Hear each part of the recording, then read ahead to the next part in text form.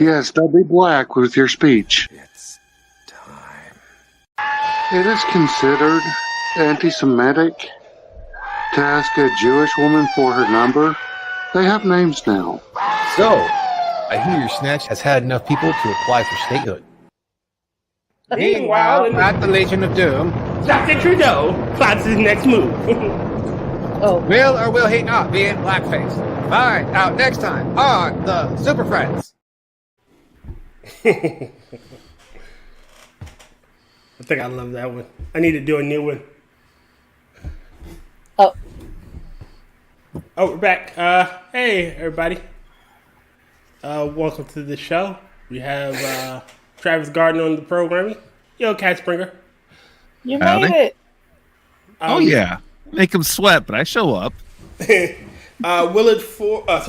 James Colley is not joining us today. He's not feeling well, so we wish him a speedy recovery. And I want to say this, James, if you die on me, I will fucking kill you. And I say it with love. We lost Travis. Huh? Uh-oh. Yeah, We lost Travis again. All I gotta say is saltwater rinse is fucking weird as shit still. And he's back. Yay. Yay. I got a shit ton of Twitter videos that we're gonna watch. And he's gone again.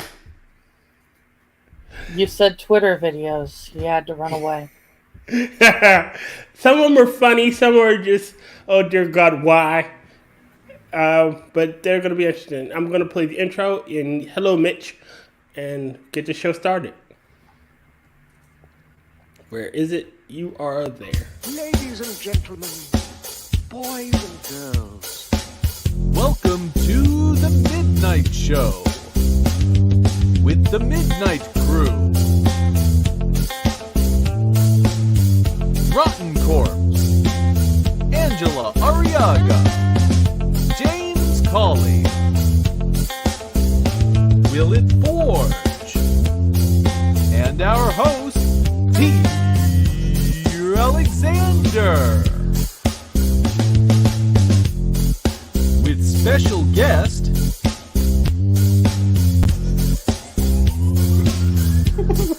Travis Gardner.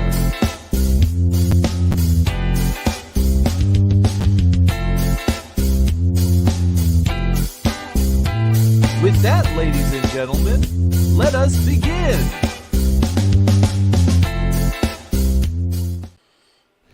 Good. Like I said, good evening. I would like to direct your attention to the pinned comment in chat.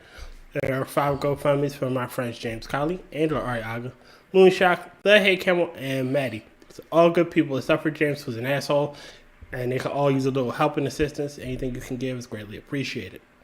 Also want to dedicate this episode to the fine men that laid down their lives on D-Day to ensure that I'm speaking English right now instead of fucking German, Japanese, or Italian.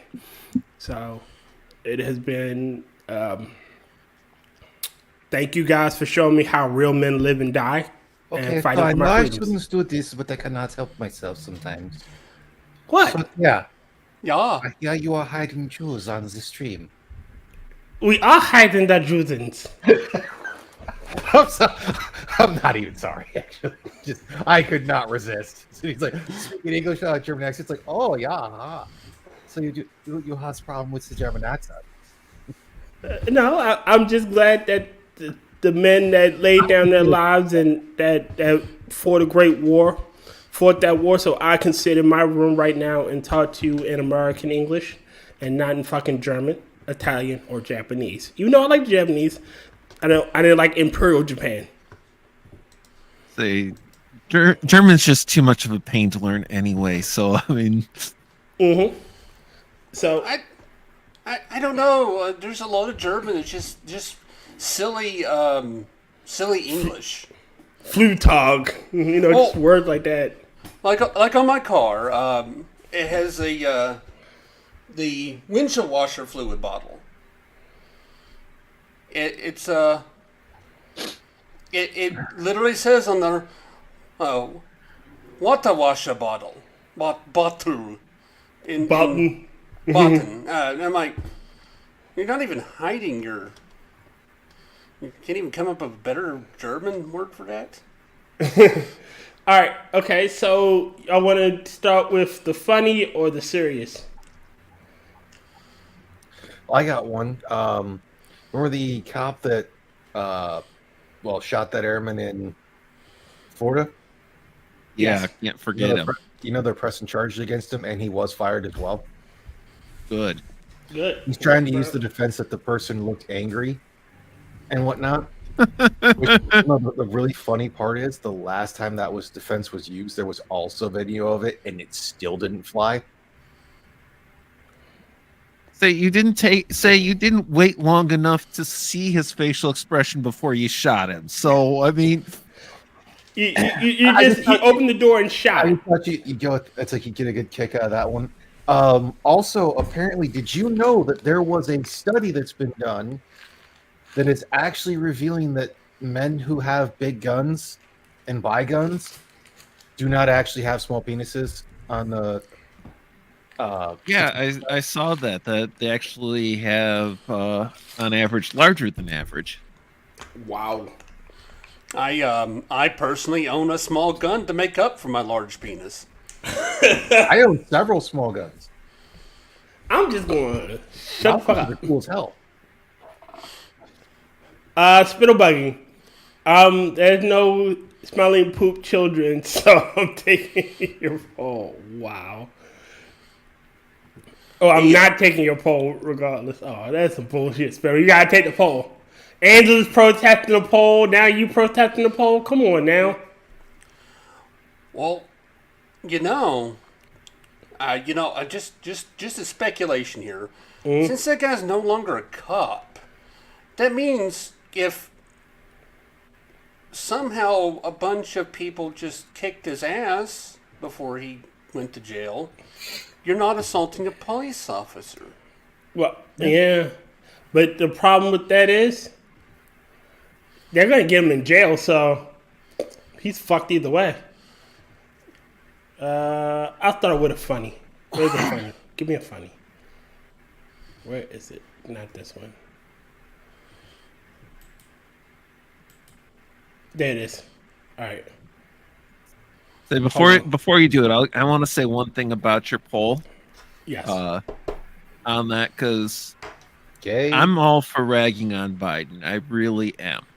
But I did watch Viva Fry's video on it, and when you throw in a few extra seconds in context, it really does look like he was just trying to sit down.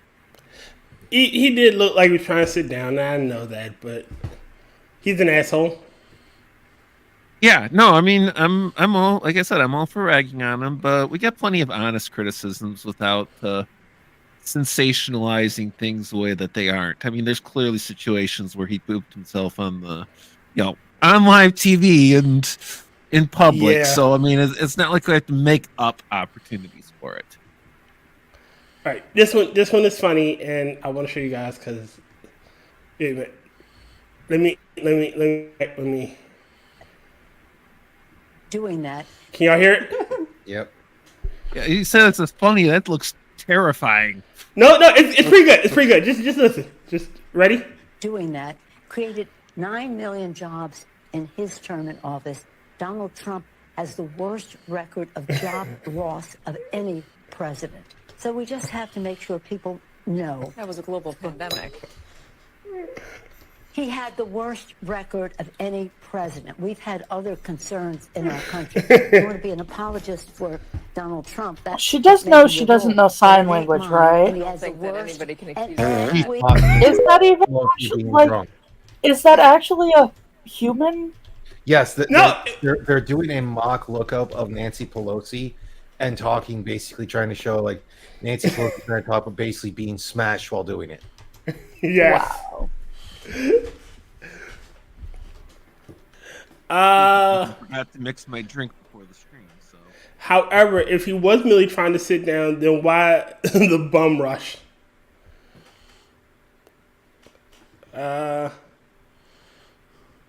You know, Travis, you could say something. We could get First Monkey. Yeah, I thought it was funny. You had my DMs up there, but the last time that happened was Monkey Stream. He had the DMs up, and everybody's like, "Hey, you're doxing Travis." And I'm like, "There's nothing in there." That... Oh no! Oh no! They're gonna see my correspondence with Travis and say, "Oh well, yeah, I forgot. I fucked up." Yeah, I thought it was funny that you did it too, and I'm like, I just had to. Yo, Keith. Go ahead, Rodden. I love it. The wildest thing about the military easily is the things that you hear people say, and they're the craziest things you've ever heard in your life, but then you realize they're not joking. Like, you think it's a joke, and then you realize they're not joking. I've heard people say, looking at me with a straight face, dead serious, if we keep people at work longer, if we just keep them at work, they can't do anything wrong and get in trouble. I've had people tell me, they were dead serious, that mustaches make you undisciplined and a bad person. I had somebody tell me, as they were getting out of the military, that they were going to put on their resume that they shot a 50 cal and they're applying to go work at a car dealership. Like, you hear the wildest, dumbest things you've ever heard in your life in the military. Things that you're like, there's no way that this person believes this. But they do believe it. They do believe in it. And then on top of that, not only do they believe that mustaches make you an undisciplined bad person, they are in no way receptive to even the notion that they might be wrong. Their worldview is truth, and it's the be all end all to everything on the planet. Because nobody has different experiences outside of their experiences. Their experiences are the right experiences. The wild. Send that to me so I can put it in the archives. Well, I mean, if you're going to work at a Hummer dealership, 50 cal might work out for you. That's true.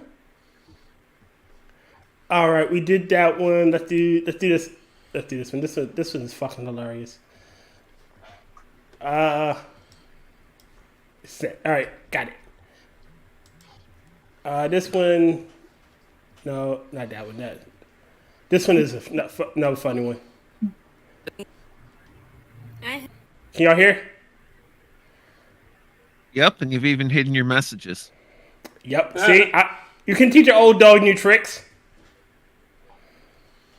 Eventually. I have a public service announcement. Okay. To the people that are genuinely excited and happy that the American government is footing the bill for free health care for illegal immigrants in California. Okay, go Cali. Yeah, nothing is free. Nothing is free. And this is what I want you to understand, okay? If your healthcare costs go up, but you're not actually getting more health in return, that means you're paying for it for someone else. You know, in case you didn't know, you're the ones that are footing the bill, the taxpayer dollar, okay? And, you know, you guys you're broke. And, you know, you might ask, well, Mama, why are you and Joe doing that? We're paying for their votes. We're buying people, okay?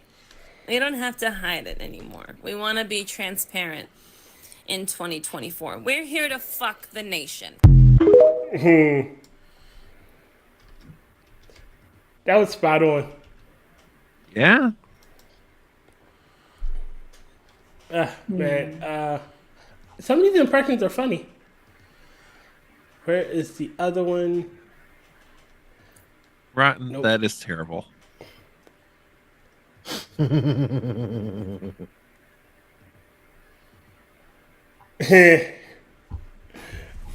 if you guys the fucking bullshit on Twitter about I don't know how any of you, I think James would be the close one, like into Chainsaw Man, and how so many people have cosplayed it and thought it was a like wholesome freaking anime and manga, and it's just like, you realize the guy did everything like of getting power just to fucking get laid. Yeah. Like that was his whole goal. I'll be People fair. don't That's watch the driving force for a lot of guys. Yeah. Yeah. I do have to say, Rotten, really quick. I love that meme. All right. Let's do a serious one. This one just weirded me out to no end, and I want everyone else to suffer with me. Not that one. Right? I need the. There it is.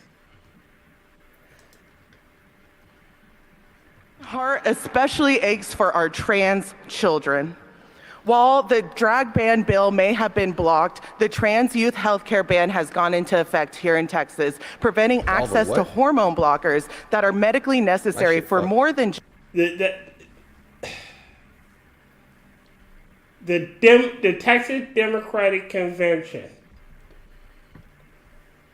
Just want to reiterate this part here. just trans youth. Gender affirming care is life-saving. Access to healthcare is a basic human right. These policies disproportionately affect LGBTQIA plus youth and people of color. We have a duty to protect our. All right, so this shit. Wait a minute. I want to go back just a little bit, and read what it says here. These policies disproportionately, I can read, affect LGBTQ youth and people of color. Like I'm trying to figure out how. Because they're not being special anymore, and they're not just being given what they want. I mean, don't get me wrong. I understand there are some people that are in shitty situations because of socioeconomic factors, but the whole trans thing, it's like the one for that Hammer commented on, and some retard was like, looking at your follows, you're obviously a trans. It's like, or because like a fight with a trans girl, it's like a trans kid that's a boy thinking that he's a girl supposedly, which I'm more than likely blaming on his mother. Got a tooth knocked out or somehow supposedly exploded and had to leave school because of an altercation with another boy in said bathroom, or in the boy's bathroom. And everyone's like, obviously this is this thing. And Hammer was just like, I'd rather wait for the context because we don't know what started the fight. And somebody to go, oh, it doesn't matter, and this is unacceptable in a civilized and polite society. I can tell by your follows that you're just a turf or whatever. So just hush, transphobe. And I'm sitting there thinking, no, context does matter, because if this were the other way, it's like, because if it were that whole thing of a trans kid sent a regular kid to the hospital and whatnot, you'd be like, yeah, it had to be in self-defense. Go trans kid. You're just a piece of shit. Shut the fuck up. Well, we had something similar like that happen here, if you remember. Next Benedict. Oh yeah, the one who started the fight and then didn't die because of the anything from the fight. They died from mixing pills incorrectly. We believe it was self-inflicted. Well, there's two other things about that. Number one, the original story about her dying because of having her head bashed in the bathroom was caused by the local TV station picking up an anonymous source that they said was a friend of the family, and a person that wanted to remain anonymous, but a friend of the family said it was due to head trauma. And they had but they released the cop's body cam footage when he went to go interview her in the emergency room. And everybody was lucid. And you know what the best part about that was? They used her dead name and nobody said anything. Nobody complained or anything else. And used the improper pronouns. Nobody said anything. Nobody brought up anything about any kind of gender or sexuality during the police interview about what happened at the school. So everything that came out about this being an attack on her because she was non-binary was completely made up after the fact by people in this state. They're trying to do two things. They're trying to push an agenda, and number two, they're trying to get rid of our school superintendent, which don't personally like him myself, but not because of this. I just don't like him. But look, I mean, they always do that because they got to craft the narrative that, that they're in the right and they're just always freaking being attacked. That they could do no wrong. They say that there is a widespread conspiracy to keep people from knowing what happened that day. So that involves the Choctaw Police, the hospital, the school board, the teacher that went in there and broke up the fight, the OSBI, the Attorney General, and the medical examiner's office are all in this to cover it up. Are you fucking kidding me? Yes, some of this shit is just fucking ridiculous. Do you remember? I forget the chick, and yes, I'm using her. She's a fucking female. Fuck all this shit. That attacked the Catholic school and killed the kids. Yeah. Yes. Yeah. They released more of her manifesto and whatnot from everything I've heard. Oh yeah, because I know Jack on Monkey's stream was talking about that's basically one of that tirade about a penis or something. That's the penis. Well, the other part is that they're also wanting to destroy the rest of it too. No, they shouldn't. Oh no, I'm saying they shouldn't, but they're wanting to because they don't think it's evidence anymore. Audrey Hale. No, and it needs to be released to the general population.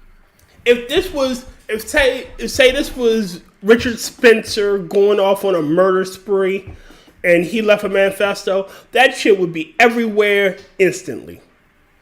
Oh yes, if I were to commit a crime, you guys would know everything about everything I've ever done.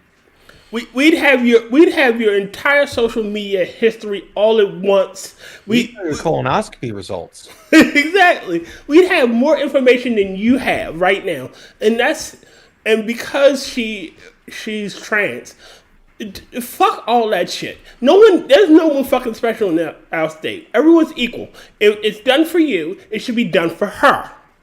Well, the thing is about that whole thing is, up until the investigation happened, the Nashville Police Department actually did an excellent job of taking her out before she caused any more deaths. Mm-hmm. But then, the loony DA they have and their upper echelons, the cops, have been trying to suppress all the evidence that they have on this. And the thing is, I think they're making it worse for themselves because it could be that if they released all of it, we'd look at it and like, oh, well, and then move on. But now they have actually turned this into a real cover-up because they are. It is a cover. They cannot say it's not. Shit, when the parents tried to sue and say, oh, those are her writings, so they belong to us, or like the victims say, oh, it belongs to us. No, the fuck it doesn't. You don't have proprietary rights on information. No, and if it's no longer necessary in that should be open to a Freedom of Information Act. It should be. Like if they had captured her alive, and that shit would be admissible as evidence, people would be able to review that evidence. Like it's all a bunch of bullshit, honestly. And like you said, they turned it into a bigger issue by making this big ass stink about keeping that information out of people's hands. had they released this shit, it probably would have died down. Given the general public memory of a fucking goldfish. Well, there is one of the radio show hosts here and here is he used to be a political strategist. I almost said strategist. Strategist. I actually like that better than strategist. I do too. He was a political strategist. It sounds better, I think.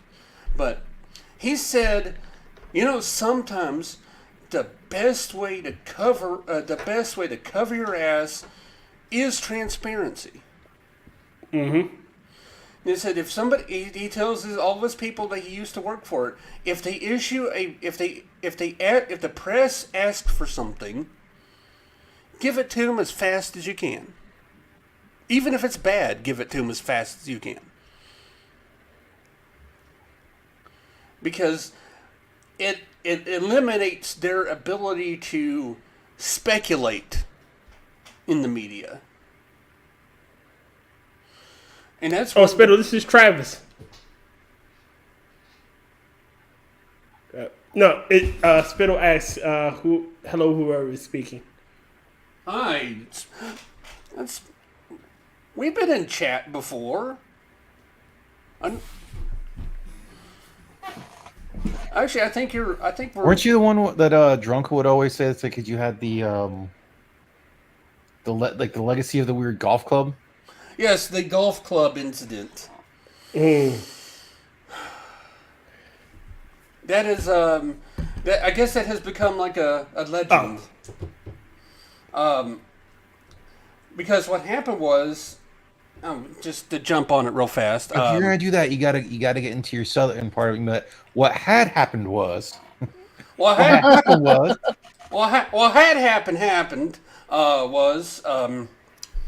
I ordered a camera, a Minolta X700 to be specific. So what happened was I got a golf club on accident. I opened it up and there's a golf club. So I'm like, you sent me a golf club, and he's like, well, that's what I was supposed to send you, right? No. And he was trying to negotiate, and he's like, well, I'll just give you a refund for the camera, and you can keep the golf club. I'm like, no, I want you to send me my camera. It's like, do you still have it? Well, yeah, it's here. We'll send it to me, and you can have the golf club back. Well, I sent it back to. He did finally send it to me after him hawing about it, and I sent the golf club back to him. And about a week later, the golf club comes back to me. I kept it. I did. It got sent back to me by the post office. And a non-delivery? Yeah. I don't know. I just got it back, and I'm like, well, I'm keeping it now. So I had it in I had it in my truck for the longest time, and then one day, somebody broke into my truck and stole it. The golf club. Maybe with the guy that sent it to you. He really wanted that golf club back. Oh. He's been hunting years for that one golf club that got away. Oh man, this I don't know about our society nowadays. You got shit like that. You got shit like her. You got shit like like I said, I'm fed up.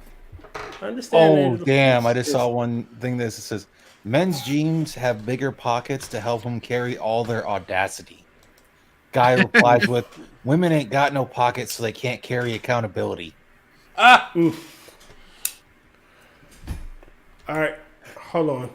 This one, I feel is, I believe, semi-tamed, and I think I could show it on the YouTubes. This one, I had this one for a hot minute, and this one really, yeah. Where is it? Yeah, what I just threw up isn't so YouTube friendly. Is threw up a chick with a huge pussy. Yeah.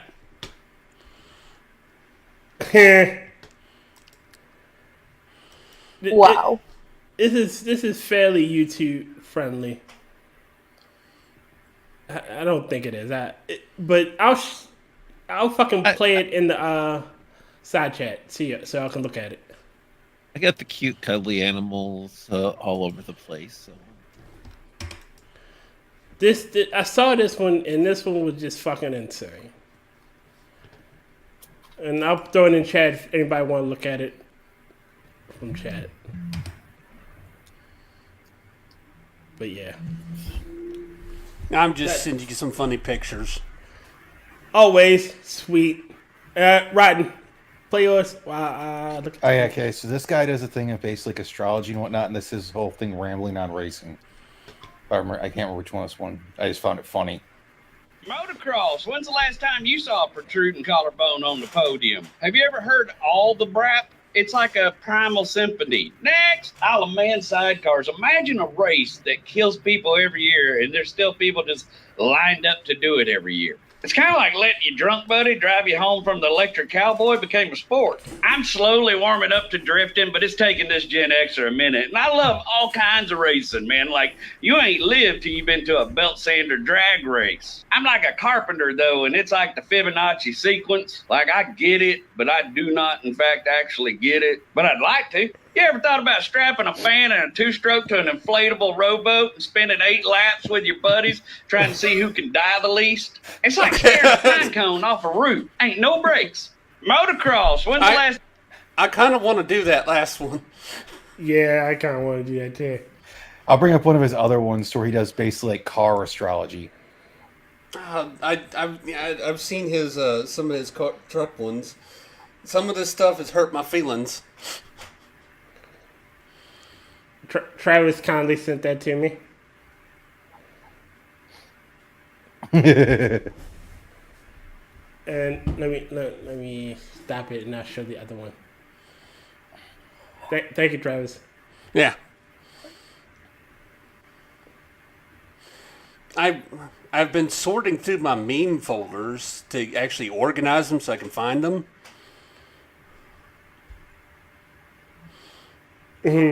Oh! I cringed hard enough that it scared the panther. Really? Yeah.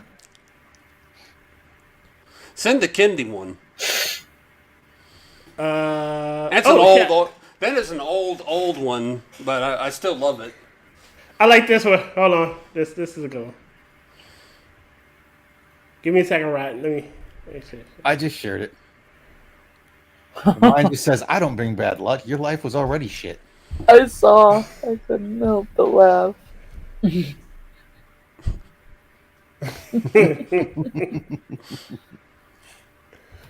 like the one where the guy's like, hey, do any of you have like pictures that were drawn, it's like the prehistoric animals and whatnot that have their mouths open? I'm not doing this for anything weird. And he takes that song, it's like, this town's big enough for the both of us.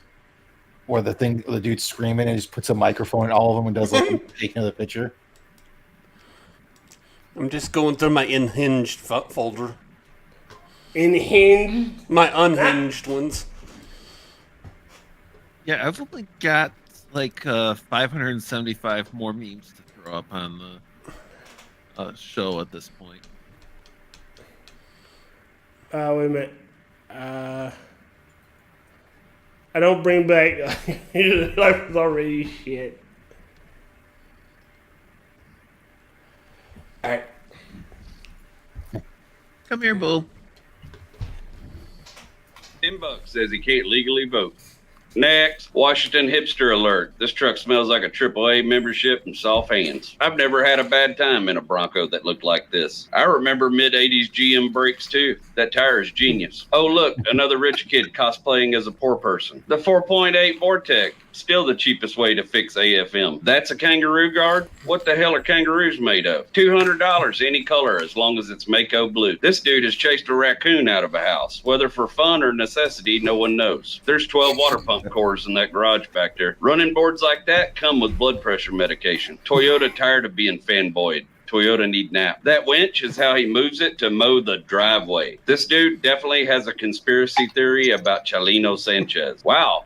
Ford Ranger and a tiny are a rare combination, sir. Every Mopar guy that cries when I make fun of Chrysler wiring. Sir, spray painting your dents ensures that we could be friends. Just throw that hitch away. I can tell by the multicolored bed that you can't back a trailer up. $10 says he can't leave.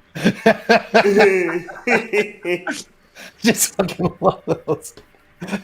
Every time. $10 said he can't legally vote. Yeah, right. There he goes here. Just throw that hitch away with that multicolored bumper until you can't back up into a trailer. Oh shit! Spittle sent an article, and so did Travis. I'm going to. I didn't send any articles. I don't have anything. I could find stuff. Hold on.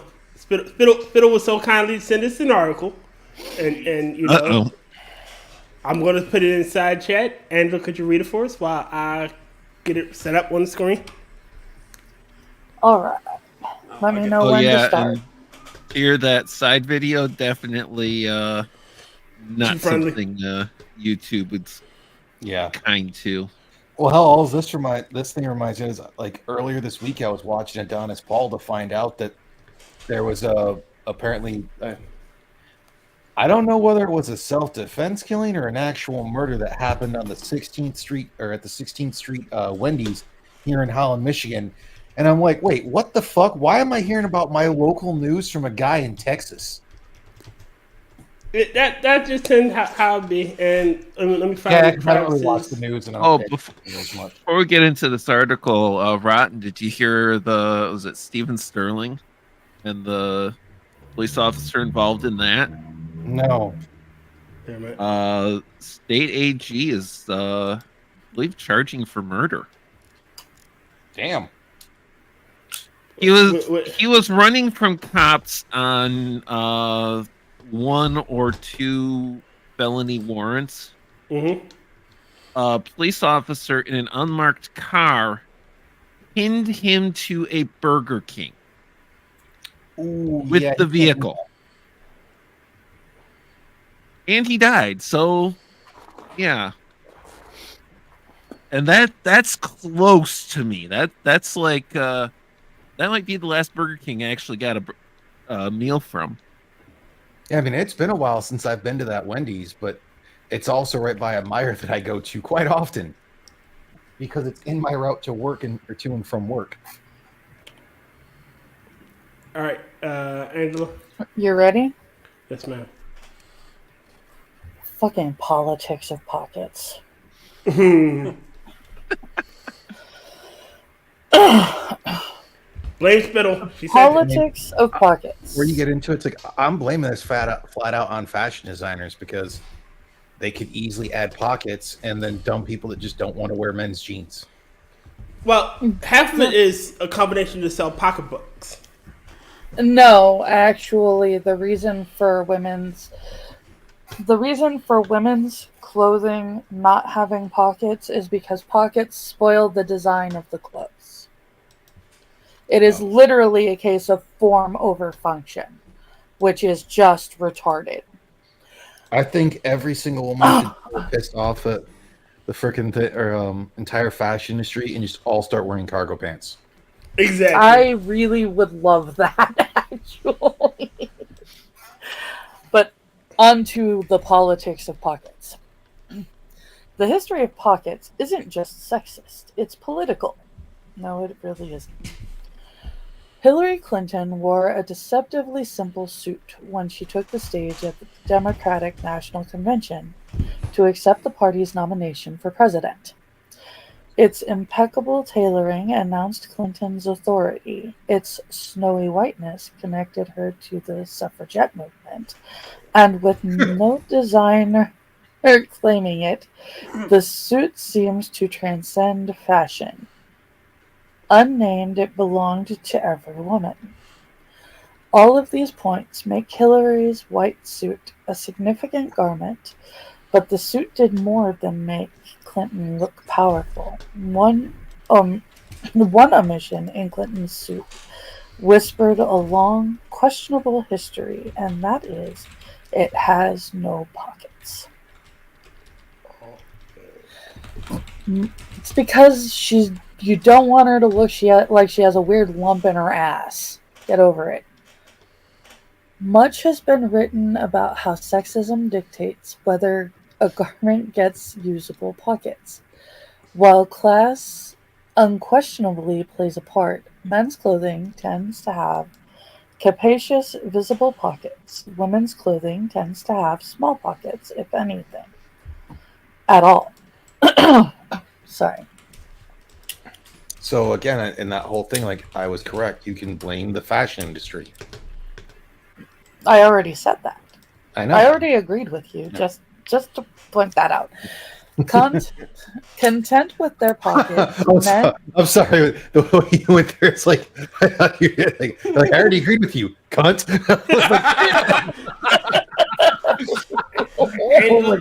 Angela bringing the heat today. Yes, Thank she you is. for bringing my point. Wow. Did Angela become Australian? She's been hanging around Terry too long. Yeah. Terry's rubbing off. Content with their pockets, men have little to say about them, but women have been complaining about the inadequacy of their pockets for more than a century. I have rarely been content with the quantity or capacity of my pockets. I need to have more, and they need to be bigger. Are you wearing men's pants? Men's pants, men's coats.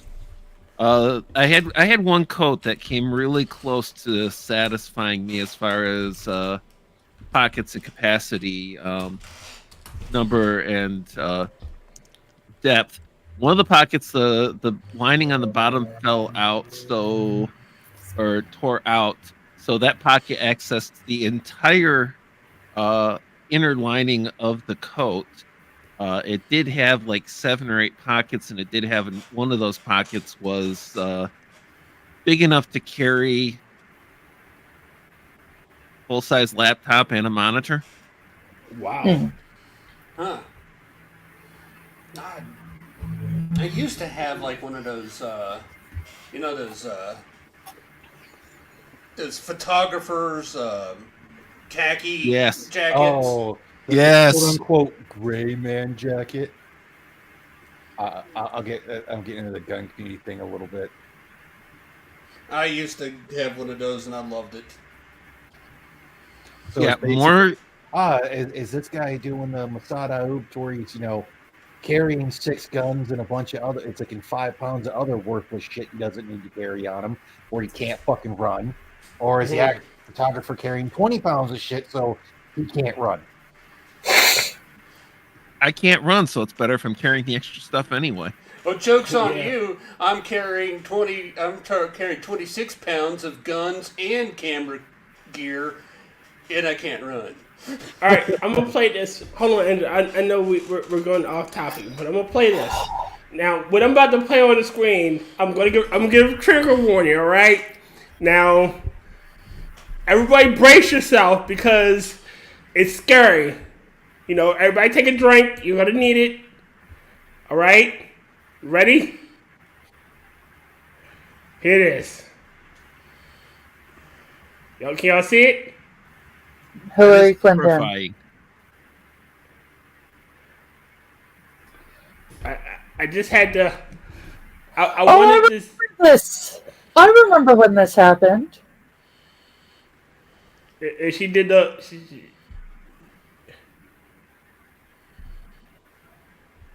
Yeah. She had glitches. That's what we'll call it. We'll call them glitches. And yeah, this is the no, pantsuit. she really did look like a robot glitcher.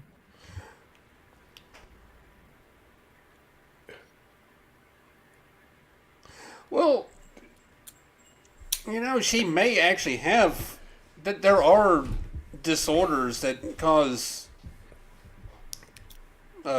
facial nerve twitches. Yes, but I keep trying to explain this to people. There's another lady that keeps getting a lot of shit about that. And Bell's palsy requires, I believe, affects the facial muscles. And Bell's palsy causes symptoms that appear like stroke. Yeah. Well, hers. That isn't what we just saw. It looks like looks kind of like a nervous tick. Yeah, and the reason why I keep saying that is because okay, this points out right here is because we've seen her having to be picked up, and if you look at her eyes when the glitches happen, they bug out. I know I've met people that.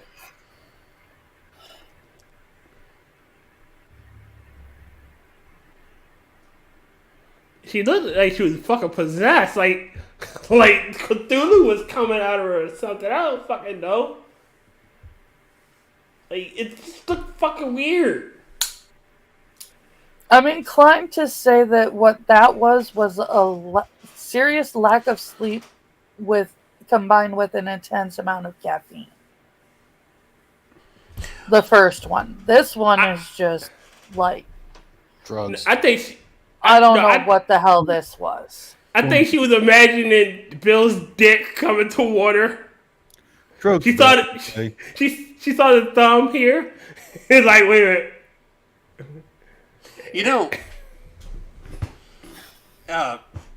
my theory on it is it might be being triggered by the lights. A sort of epileptic seizure? It really could be. Because it could be the lights. It could be the stress of the situation. Like I said, that other one that was on the one in the blue, the dark blue, or the nut powder ass blue. That one. Thank you. She was on the campaign trail at that point in time, so she probably is operating on 3-4 hour nights of sleep and a whole shit ton of caffeine, which, if you have any type of nervous disorder, is going to complicate that further.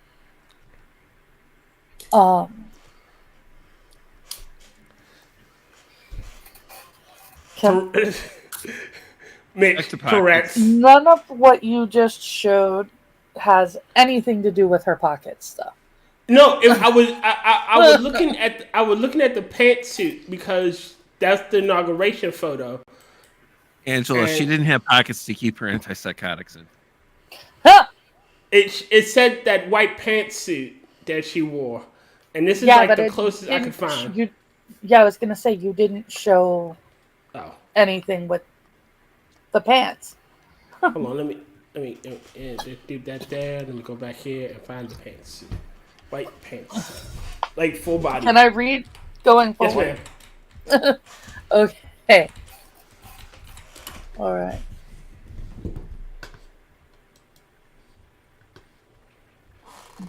I'm going to read that sentence again. I acknowledge your argument, Will. Content with their pockets, men have little to say about them, but women have been complaining about the inadequacy of their pockets for more than a century. One supremacy there is in men's clothing, its adaptation to pockets. Charlotte P. Gilman wrote for the New York Times in 1905. She continues, women have from time to time carried bags, sometimes sewn in, sometimes tied on, sometimes brandished in the hand, but a bag is not a pocket. Well, hold on, Andrew, real quickly. Most female fashion is a dress. Like since time immemorial, we've been wearing fashion has become a thing. Females always been in dresses, and it's kind of hard to have a pocket when you got frilly shit on. you know, so you got the bag, and the bag has evolved. You hide the pocket in the frills. But that would alter the. Maybe, I don't know. I'm a guy. I'm glad I wear pants. You know what? Let's just do a mixture of what I said. Instead of just cargo pants, let's start making cargo dresses. Cargo dresses. We need a tactical dress. Cargo dresses. There we go. I think you could sell those. I think that may not be a bad idea, actually. I would be down. For the woman that wants to go into battle in style. The tactic dress. The tactic dress, there it is. The tactic dress and the tactic skirt. The tactic skirt. Yeah, you gotta get the tactical pencil skirt for the ladies who like to have a little extra variety in their wardrobe. And you know, And A-line three colors, is where get it's the at. blouse in 3 colors, and you have a huge variety of wardrobe. And then we'll have the. And then for those who want to be modest, you also have like the tactical spats, so where it's also like the dress, but it doesn't, you know, or it's like the skirt, but it also has the the leggings underneath. I got one better. So the battle sword, blouse. We have the battle blouse. Yeah, that's called a shirt, Tier. No, we call it the battle blouse. No, that's already a thing in military thing. Like they call your top. It's like they call it a blouse already. So it's like, really, you're using words Yes, that are already dude. there. Well, I'm trying to market it to women, so we're gonna call it the battle blouse. I'm just getting repurposed military gear. So cut off the labels, resew it on. Marketing. I do actually think that if you styled it right, it would sell. Probably. The weirdest battle shit. dress kilt. They make the utility kilt. I actually want one. So Hand press. I'm not even Scottish. I would wear. I wouldn't mind I a got a kilt. couple of freaking Hawaiian shirts on order, so I can go boogaloo in it. Oh god, I was thinking the same thing. As soon as you said Hawaiian shirts, I'm like, oh god.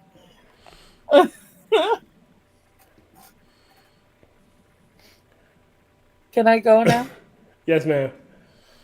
Truer words have rarely been written. A bag is not a pocket, and pockets, more than pants,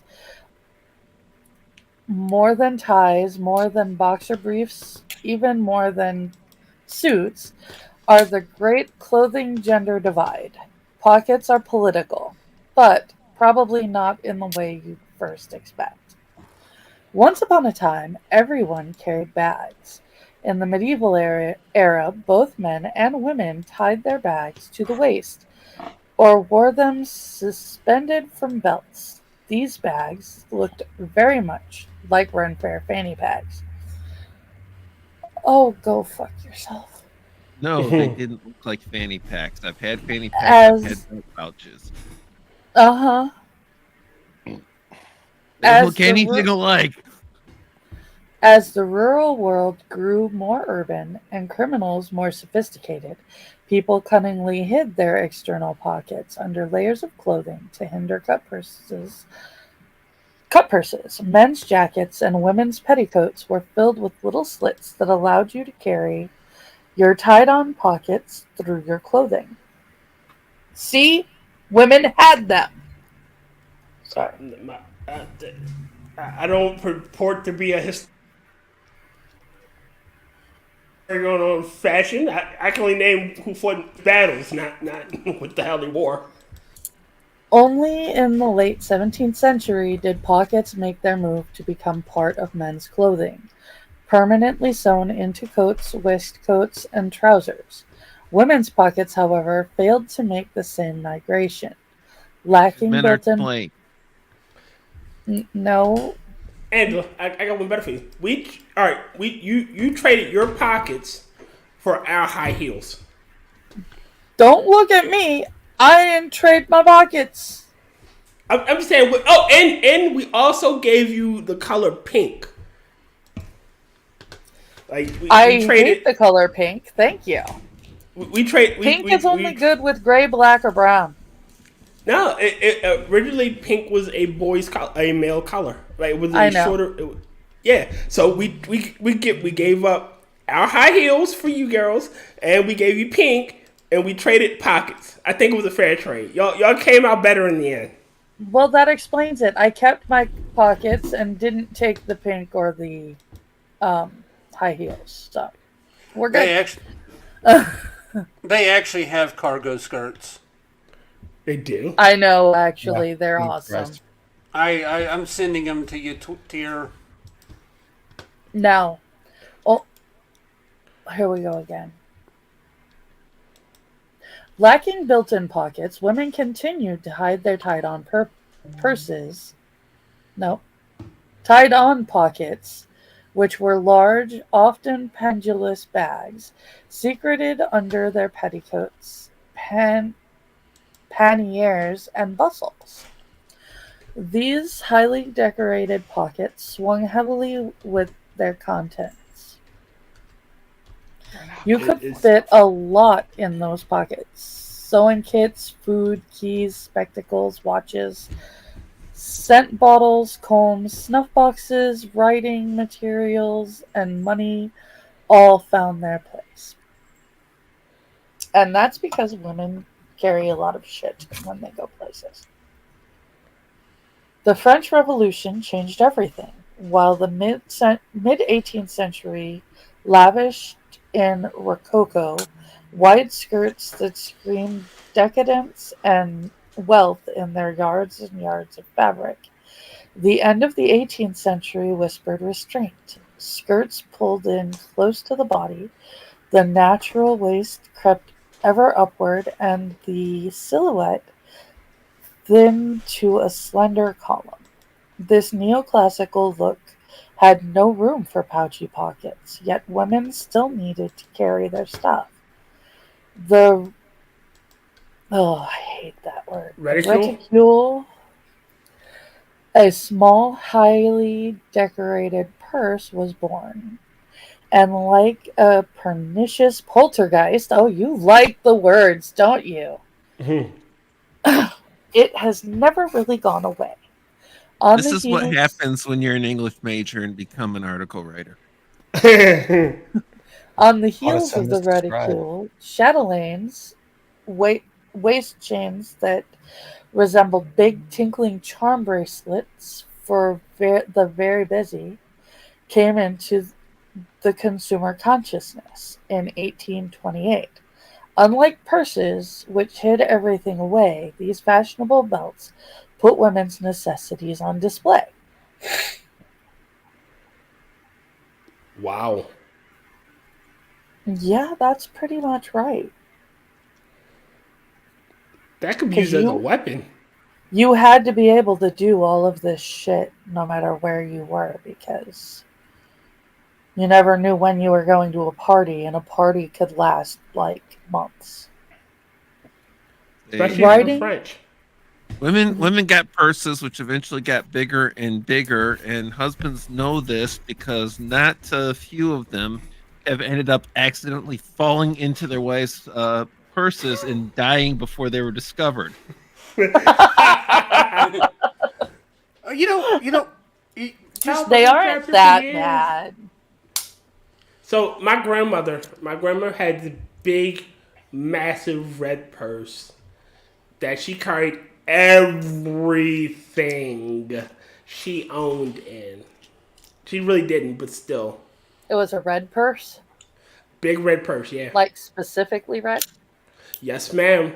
I very vividly remember it being big and red because I had to carry that motherfucker a couple times. Angela, I've been married twice, and like everybody else out there, I've got a mother. And when I was growing up, Mom Forge had a purse that could carry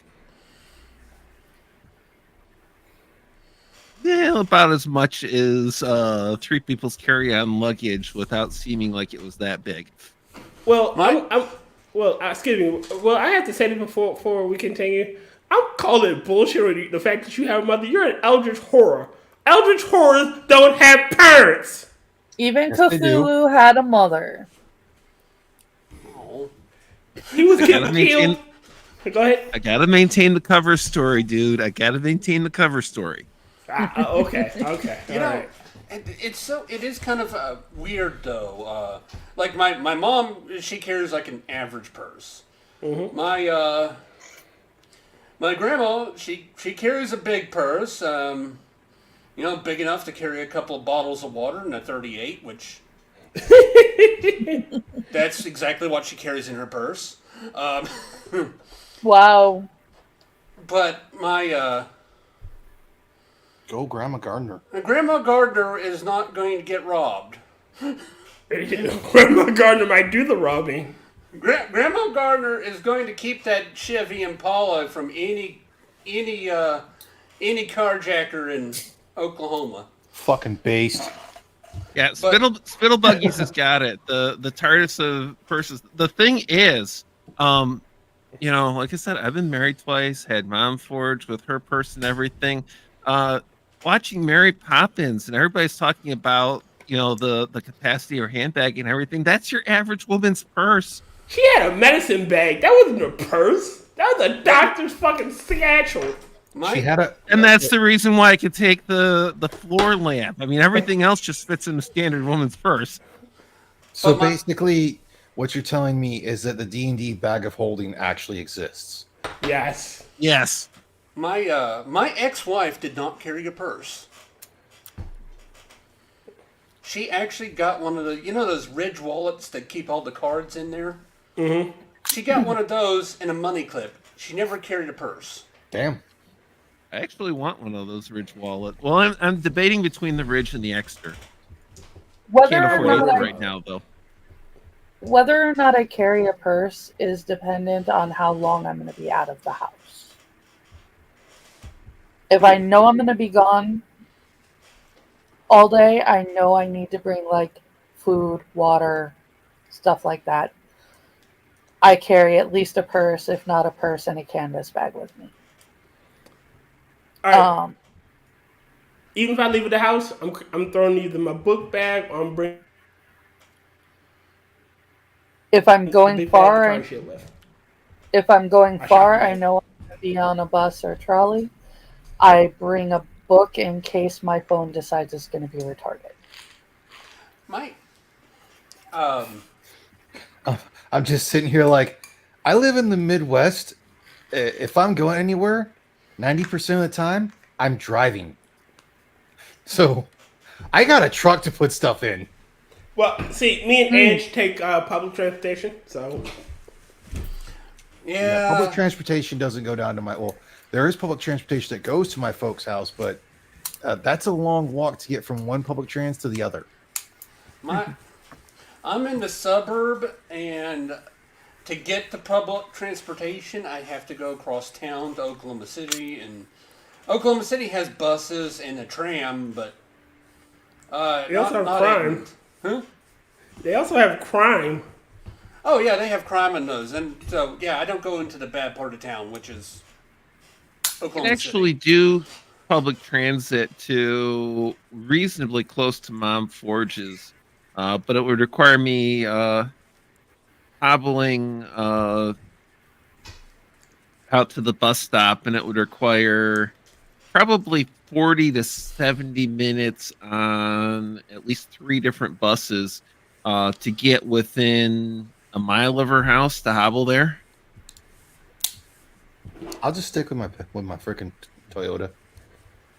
Yeah, funny. I stick with my Toyota too.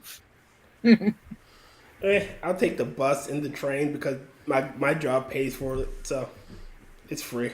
I have I have a company vehicle in my car, so. Well, I had a company vehicle until I stopped owning my own company. But continue, Angela. Sorry. Writing for The Spectator in 2011, Paul Johnson offers a witty thumbnail history of the sartorial convention of the pocket, and he caps his piece with a 1954 Christian Dior bon mot. Men have pockets to keep things in. Women for decoration. Tease apart that quote and you get a fairly essentialist view of gender roles as they play out in clothing. Men's dress is designed for utility, women's dress is designed for beauty. It's not a giant leap to see how pockets, or the lack thereof, reinforce sexist ideas of gender. It really doesn't. If you want a Men, pocket, just wear some pants. Who hold on. buys the women's Hold on a clothing second, that let me doesn't finish have the pockets? paragraph, and then I will, and then I actually have a statement to make on this. Men are busy doing things. Women are busy being looked at. Who needs pockets? Okay, now in order. You said something, Tier? Well, I said if you have an issue, just wear some damn pants. God damn it. And you said something, Will. Green Mom laying down the law. I believe it was say brain fart and everything. But it was something that says women are the ones buying the women's clothing that doesn't have pockets. Thank you. Will said pretty much what I was going to say. There are plenty of articles of clothing on the racks with actual full-size pockets.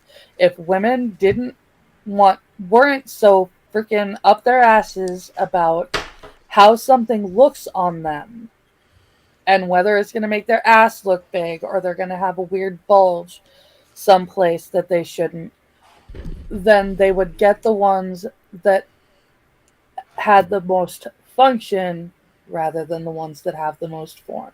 If your clothes don't have pockets, it's because you're buying the ones without them.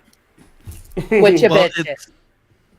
You get the women are the ones that are buying the clothes to look pretty in most cases.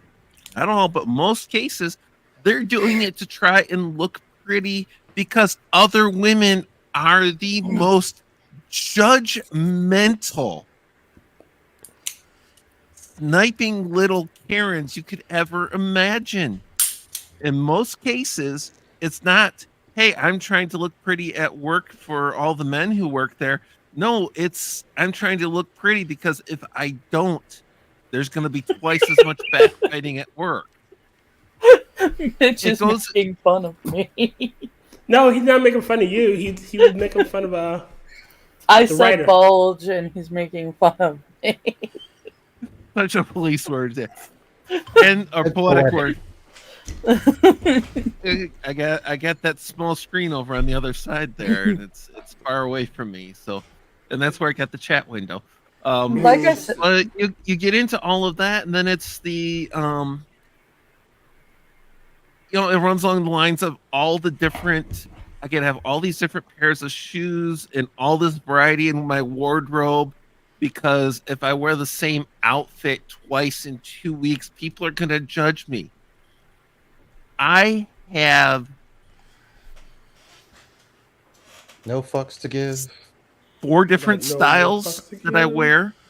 I literally buy multiples of the same shirt, multiples of the same jeans and everything, and I put on the next thing on the rack. I've literally just bought like a 6-pack of black t-shirts. We buy our clothes in packs. It's like, oh, black t-shirts, 6 of them, they're on sale. I'm basically right now that while I'm not working, I'm cycling through the same 6 t-shirts over and over and over again. 3 of which happen to be from Bad Comic Reviews Teespring store. So I have gone a week wearing different clothes, but the exact same outfit to work every single day. Well, different shirts that are identical, 5 pairs of jeans that are identical, look the exact same. You know what? There's no guys in the office judging me. Half the women in the office aren't judging me. You know who they're going to judge, though? The girl who... Did you wear that skirt and that blouse on Monday? It's Friday. You got to have like 2 weeks between that. Wait. Angela, read that. What? Read what's on the screen.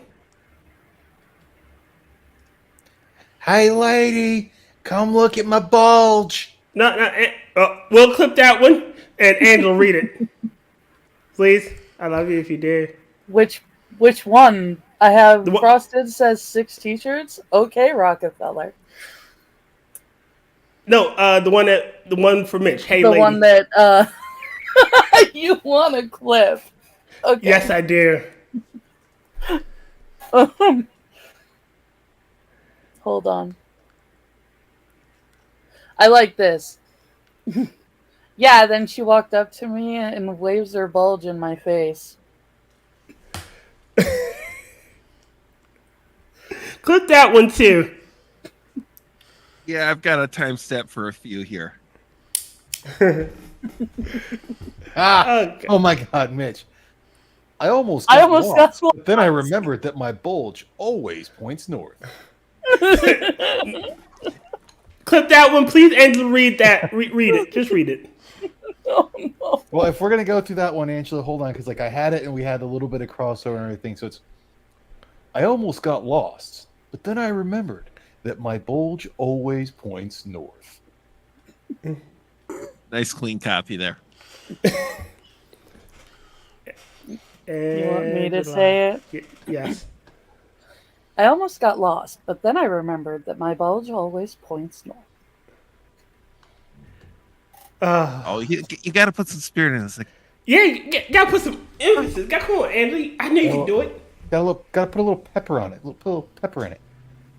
No, you got the other one. Let's get the Southern Belle into this. It's like, I almost got lost, but then I remembered that my bulge always points north. Clip that one. I'm dying that we're sitting here having a conversation about bulges. Fuck it. Wait a minute. We'll all do it. I almost got lost. Wait a minute. Let me get this one. I almost got lost, but then I remembered my bulge always points north. I'm gonna see if I can do this. I almost got lost, but then I remembered my bulge always points north. Travis. Hold on. I almost got lost, but then I remember my bulge always points north. And much hilarity ensued. Let's see. All right. I already did that one, but I'm going to do this one that Mitch just wrote. When I came outside, I knew there would be 6 more weeks of winter because my bulge saw its shadow. Oh, Jesus Christ. Mitch, never change.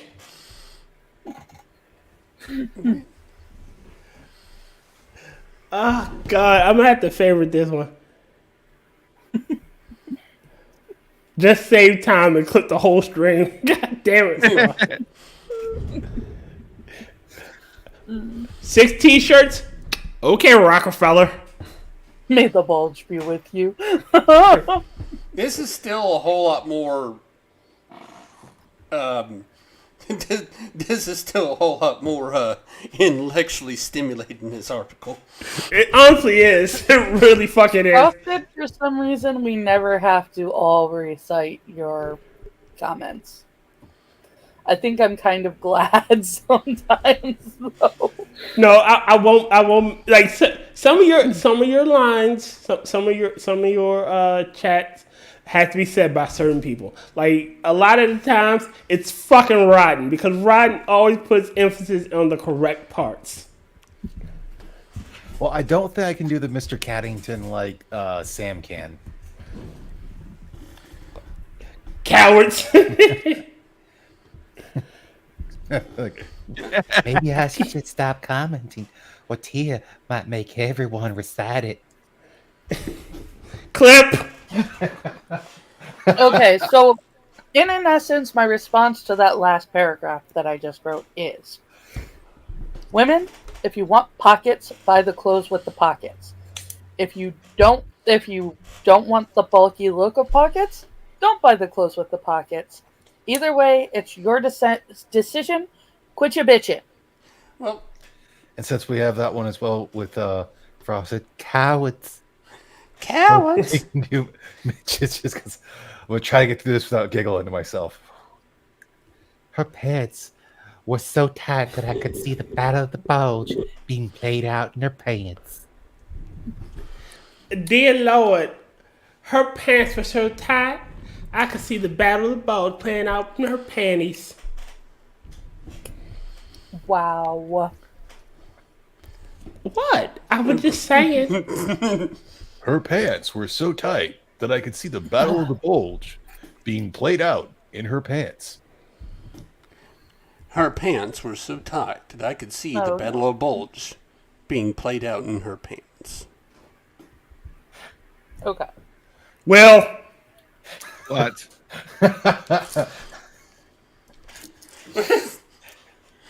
Go ahead, Will. Your turn. Okay, let's see. He doesn't have to if he doesn't want to. True. You want regular Will voice acting, or you want the Southern gal? Southern gal. Oh shit. All right. Let's. We just gotta get in the zone there. Her pants were so tight that I could see the Battle of the Bulge being played out in her pants. And no. Wait, no, hold on. We got to go with Mitch's one before that came right after that one. Hello, I'm Dick Bulge, Private Eye.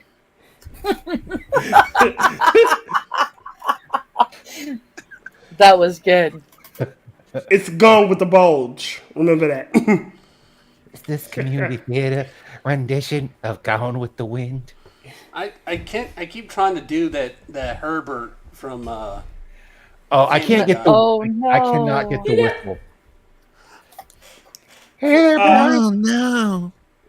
No, I can't do either. But No. Popsicles in the basement. Is this a community theater rendition of Gone with the Wind?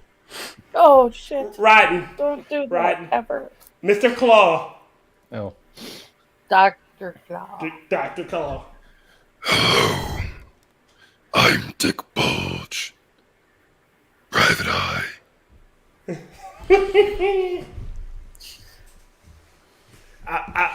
I will not enlist your services as a detective because you scare me.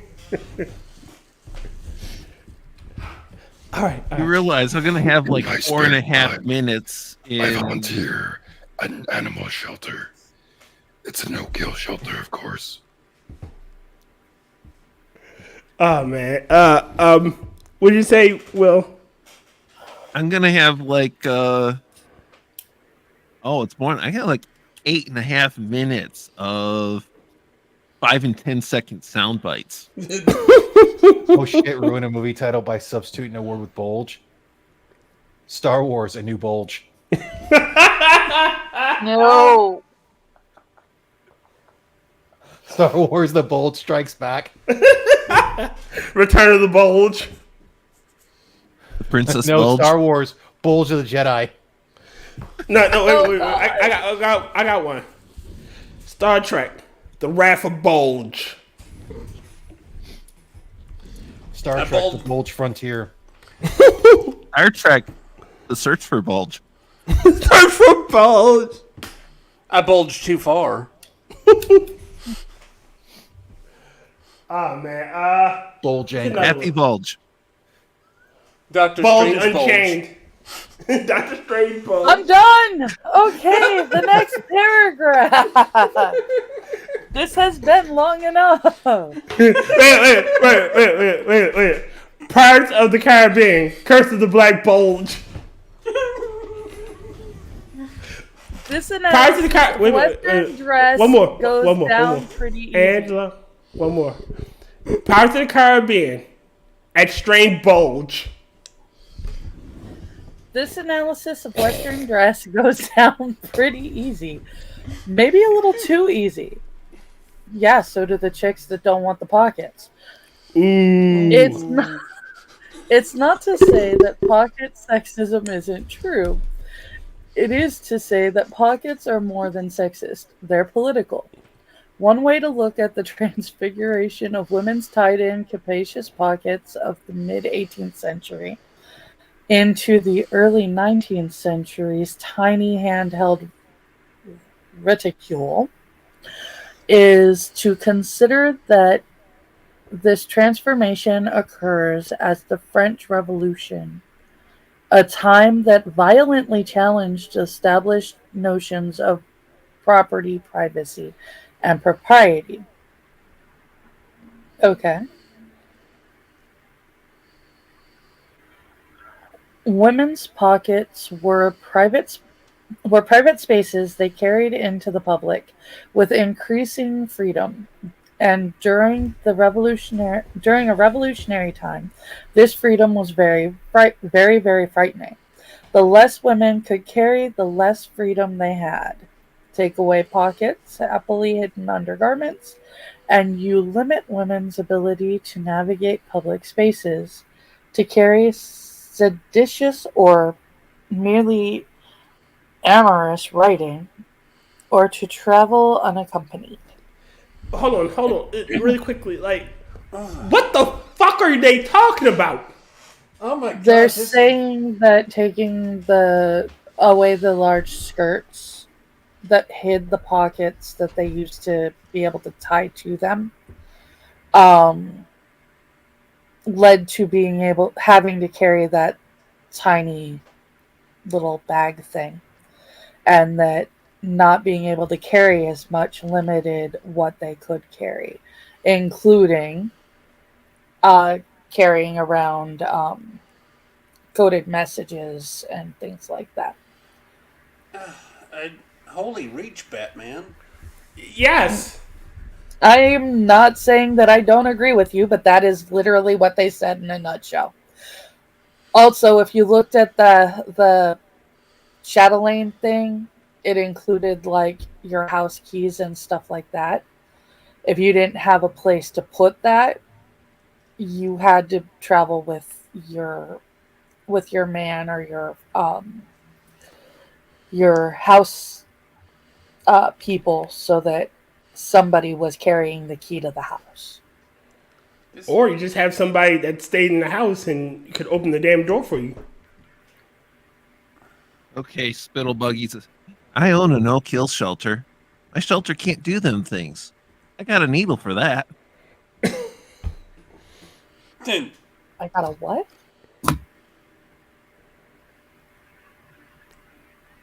Needle. Oh.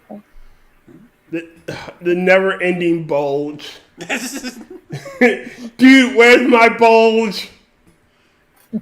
Star Wars, the bulge awakens. First bulge.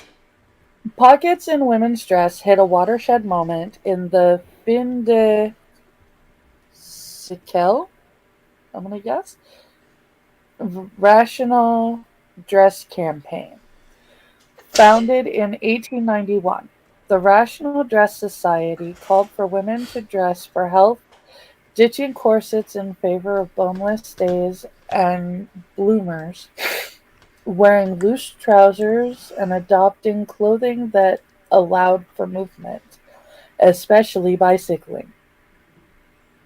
It hit its pinnacle just around the turn of the century, at a time when men's suits sported somewhere around 15 pockets.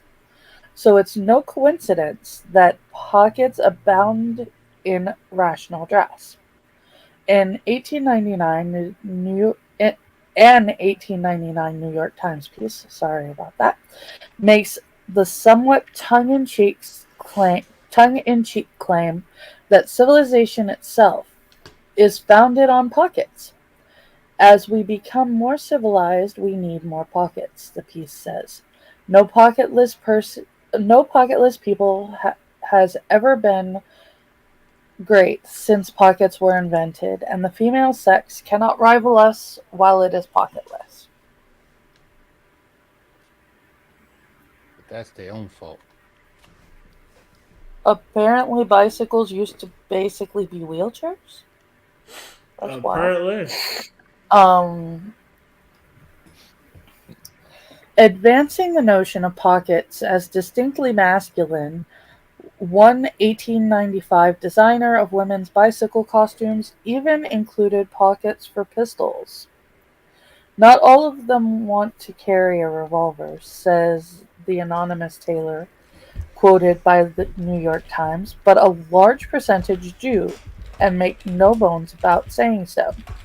Even when they do not tell me that why they want the pocket, they often betray their purpose by asking to have it lined with duck or leather. You have to hand it to the pistol-packing women riding turn of the century bicycles in their bloomers and split-skirt suits. The 19th Amendment was still 26 years away when these women were practicing their Second Amendment rights. Plenty of pockets in suffragette suit, reads a 1910 New York Times headline. And pockets aplenty is what you'd expect for a woman with poles on her mind. The suit, the piece explains, has 7 or 8 pockets, all in sight and all easy to find even for the wearer. You skipped the paragraph, but it's all good. I did? Where? No, that's not a paragraph. That's a description of a picture. Oh. What picture? Or what? No. What paragraph? There's the paragraph about the Second Amendment rights. Then I have an advertisement for Lysol. A picture of 2 women with their hands in their pockets. And then plenty of pockets. Side by side with the Rational Dress Society was the New Woman, feminism's first wave, included suffragettes, black stockings, graduates. That isn't in my copy of the article. It should be. It's the same link. I am telling you. I go from... Oh, that's the description of the picture above. No, it's not. It's part of the article. It is. No, it isn't. This is a description of the picture of the women in the women riding 1880s bicycles side by side with Rational Dress Society. Yes, it's a description of that picture. No, it's not, Angela, because it's the same. It's the formatting of the thing because it's a new page. It's still a new article. The description is literally. The description ends with the photo. Fine. I'm just saying, I can read it. I'll read it. I got it. Yes, ma'am. Side by side with the Rational Dress Society. I hate these stupid articles that can't keep their... Format? Yes. Side by side with the Rational Dress Society was the New Woman, feminism's first wave that included suffragettes, blue stockings, graduates of the Seven Sisters, and sundry other radicals who believed that women should have equal political and financial standing with men. Fashionable, I hate that word too, I'm skipping it. Female clothing had fussy, tiny, and practical pockets that weren't designed to hold anything. Rational dress, however, allowed women to swagger with their hands in their pockets, a point that shocked one writer for period mag The Graphic in 1894. The pockets of the New Woman, admirably useful as they are, seem likely to prove her new fetish to stand her instead of blushes and shyness and embarrassment. For who can be any of these things while she stands with her hands in her pockets?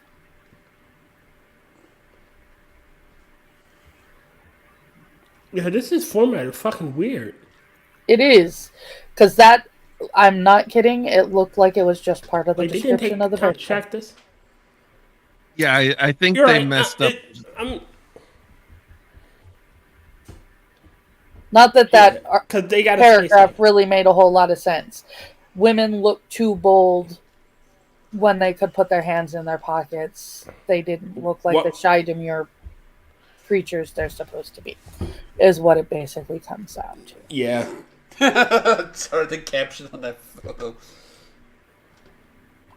Female friends enjoying their pockets. I know, right? I wasn't going to say anything. Just female friends. Now, did I read the whole paragraph? Yeah, price No, I their didn't. Second Amendment rights. Women were just like their father, too bold. But were they just like their mother? They're never satisfied. Why do we scream at each other?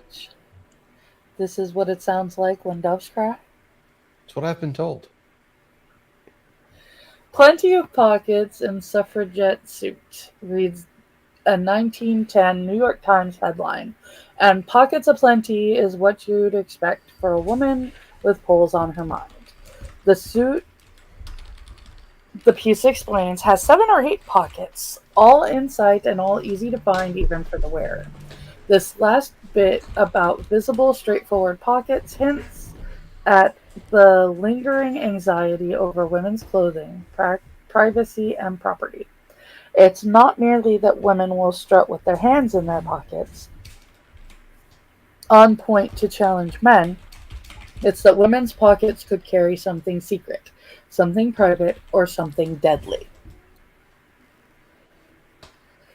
In the intervening century between suffragette suits and Susanna of Beverly Hills, the go-to bespoke suit maker for women CEOs, presidential nominees, and television judges, much has changed for women and for women's clothing. Not much has changed for women's pockets, however. The easy explanation rests in the fact that as long as clothing designers make women's clothes without pockets, women will have to buy purses. The Vaianya, I don't know what that is nature's pocket. Oh, I think that's supposed to be vagina. Huh? I do it. I knew the vagina was going to come up sometime.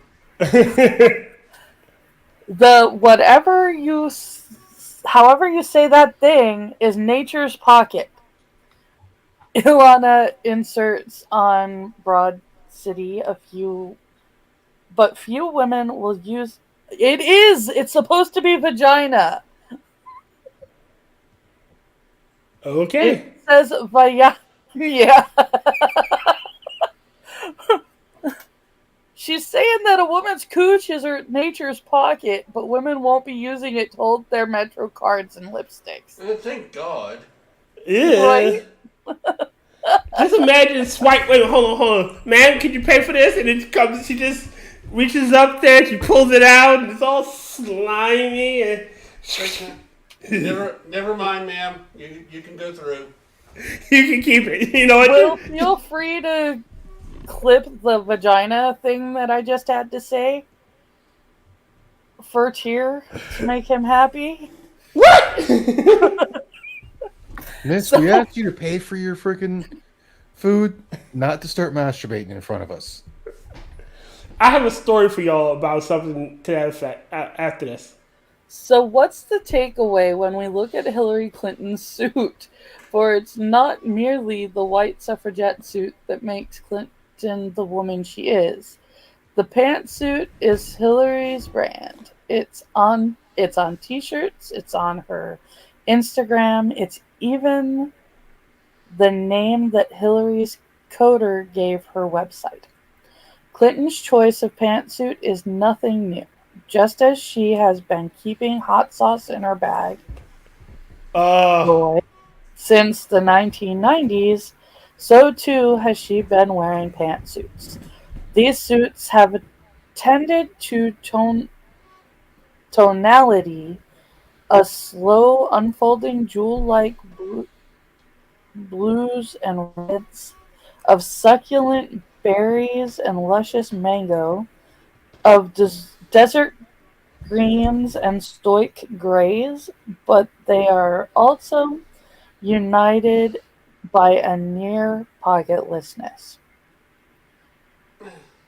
Proper as a prelate Clinton's suits could not be more respectable. They are the answer to what women can wear to convey relatable power. Seamless and sealed. These suits present Clinton's body like a saint. Nothing goes into the suits, nothing comes out.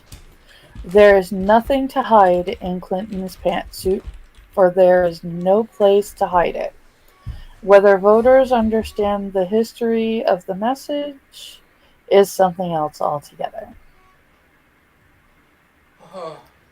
You're gross, and you made people think about Hillary's vagina. Ew! Oh God! Okay, I want to throw out an alternative theory about her pantsuits. Go ahead. I am totally open to alternative theories about Hillary's pantsuits. And it has nothing to do with her vagina. Thank you. Okay, let's. When you wear the suit, you're wearing a jacket over it, right? Mm-hmm. She's probably got a ballistic vest underneath everything. No one wants to take her out. No one wants to get near her. I would almost put money on that she does. Oh, I'm sure she's got a bulletproof on Something under or other. that. That's why that you would want that. You would have that jacket on because you don't want people to see it, of course. So, and of course, the pantsuit would just follow. Again, I don't want to think about anything she has on under it, and no one wants to take. Well, then again, she is nervous. Wow. I posted another article. All right. So the story I have is back when I was a young TSO at the airport. This woman comes through and she's alarming our mag. And, ma'am, you got to take this off. You know, she takes off her bracelet and she's still alarming. Ma'am, you have any other metal? She takes off her watch and still alarming. You have any other metal? She takes off her earrings and she's still alarming. Ma'am, you have anything else you can take off? She storms out in a huff, comes back, slams this slimy ass vibrator, still going into our bin, smacks it through the machine. She walks through, no fucking problem. Picks that motherfucker up and walks away. To this day, I still live in fear. And thank God I'm in the basement.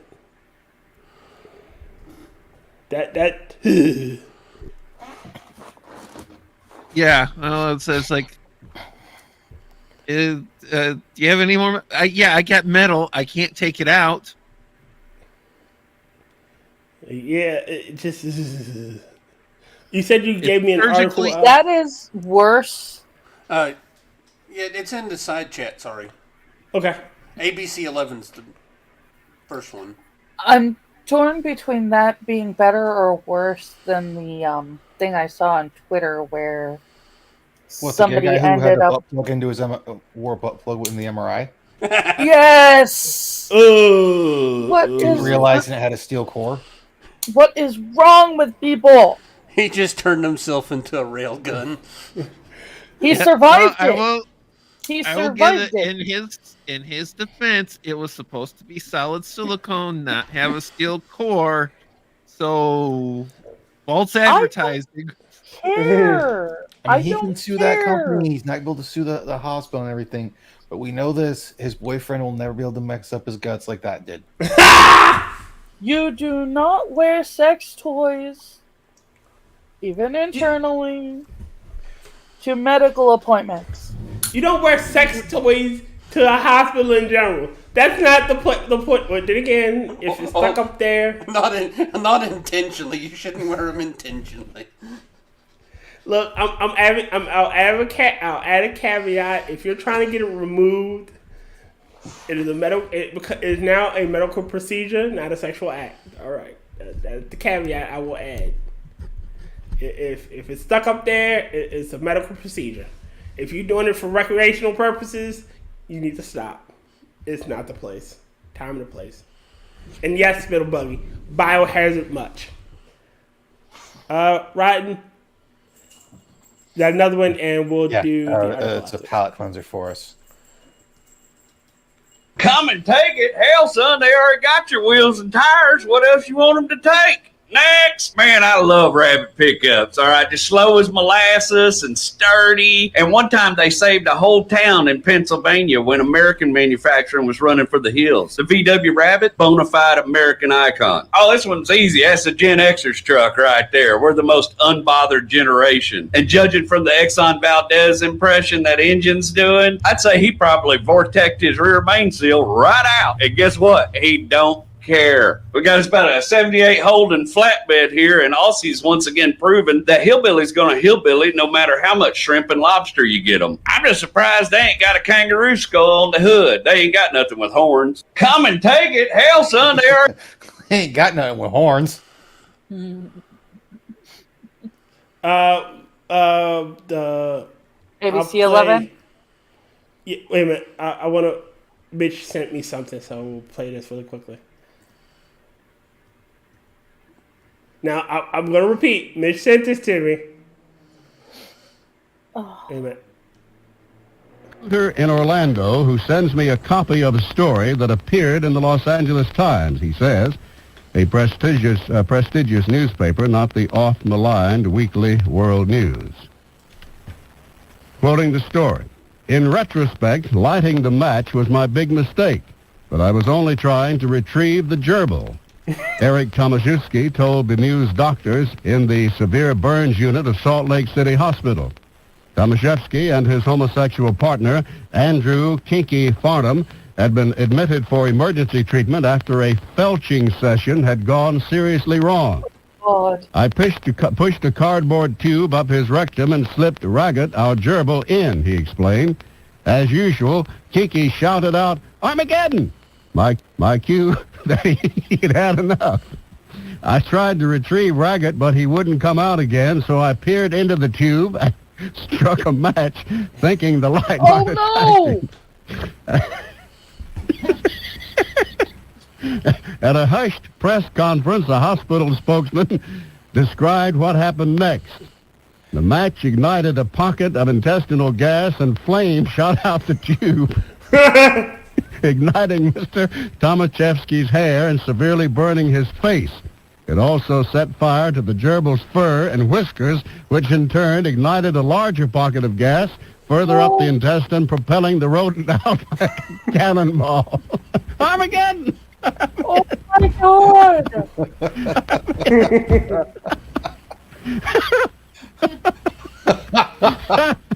Also, that reminds me of the joke from the fucking Mallrats movie at the beginning. Tomaszewski suffered second-degree burns and a broken nose from the impact of the gerbil, while Farnham suffered first and second-degree burns to his anus and lower intestinal tract. Oh. Armageddon!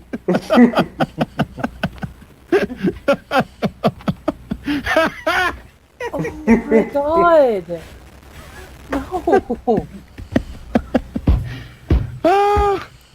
No!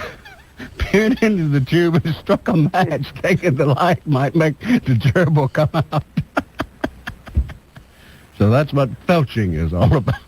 Armageddon! Who said that? I didn't. Robert D. Raven on the John Bon Billy Show. Oh my God. Mitch, thank you.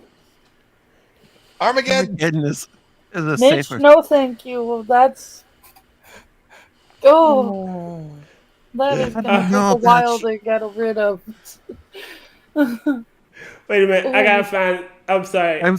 Times when I'm glad I'm completely incapable of mental visualization. But, I don't know about you, but when I'm feeling kinky, my safe word is always, don't stop. What? I'm scared. I need an adult. I Lemmy am an Winks. adult. Lemmy Winks, the Gerbil King. They killed Mr. Lemmingwinks. Oh no. Oh man. Wait. Happens to the best of us. No, it doesn't. I mean, this was the guy, this is coming from the guy who said that, how does he have to prove that he's from the LGBT thing for the whatever? And it's like, does he have to sleep with him again? My response was, again? Seriously? It happens to the best of us.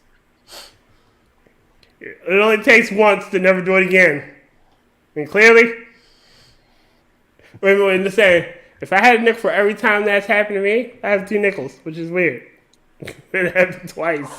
Frost is just like, this isn't tennis, this is anal sex.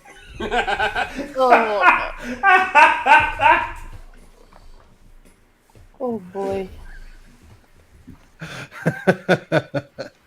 I'm here. I was just here for a massage, not my anus. Wow. Armageddon. Makes me think of a sound clip I have somewhere. Is this a recording of people working out or having sex? Oh, the old Adam Sandler skit. Is that what the Adam Sandler? I never. I'm at to put link it and I will put it up. Am I reading about the exploding refrigerator? Yes, ma'am. I thought it was an earthquake.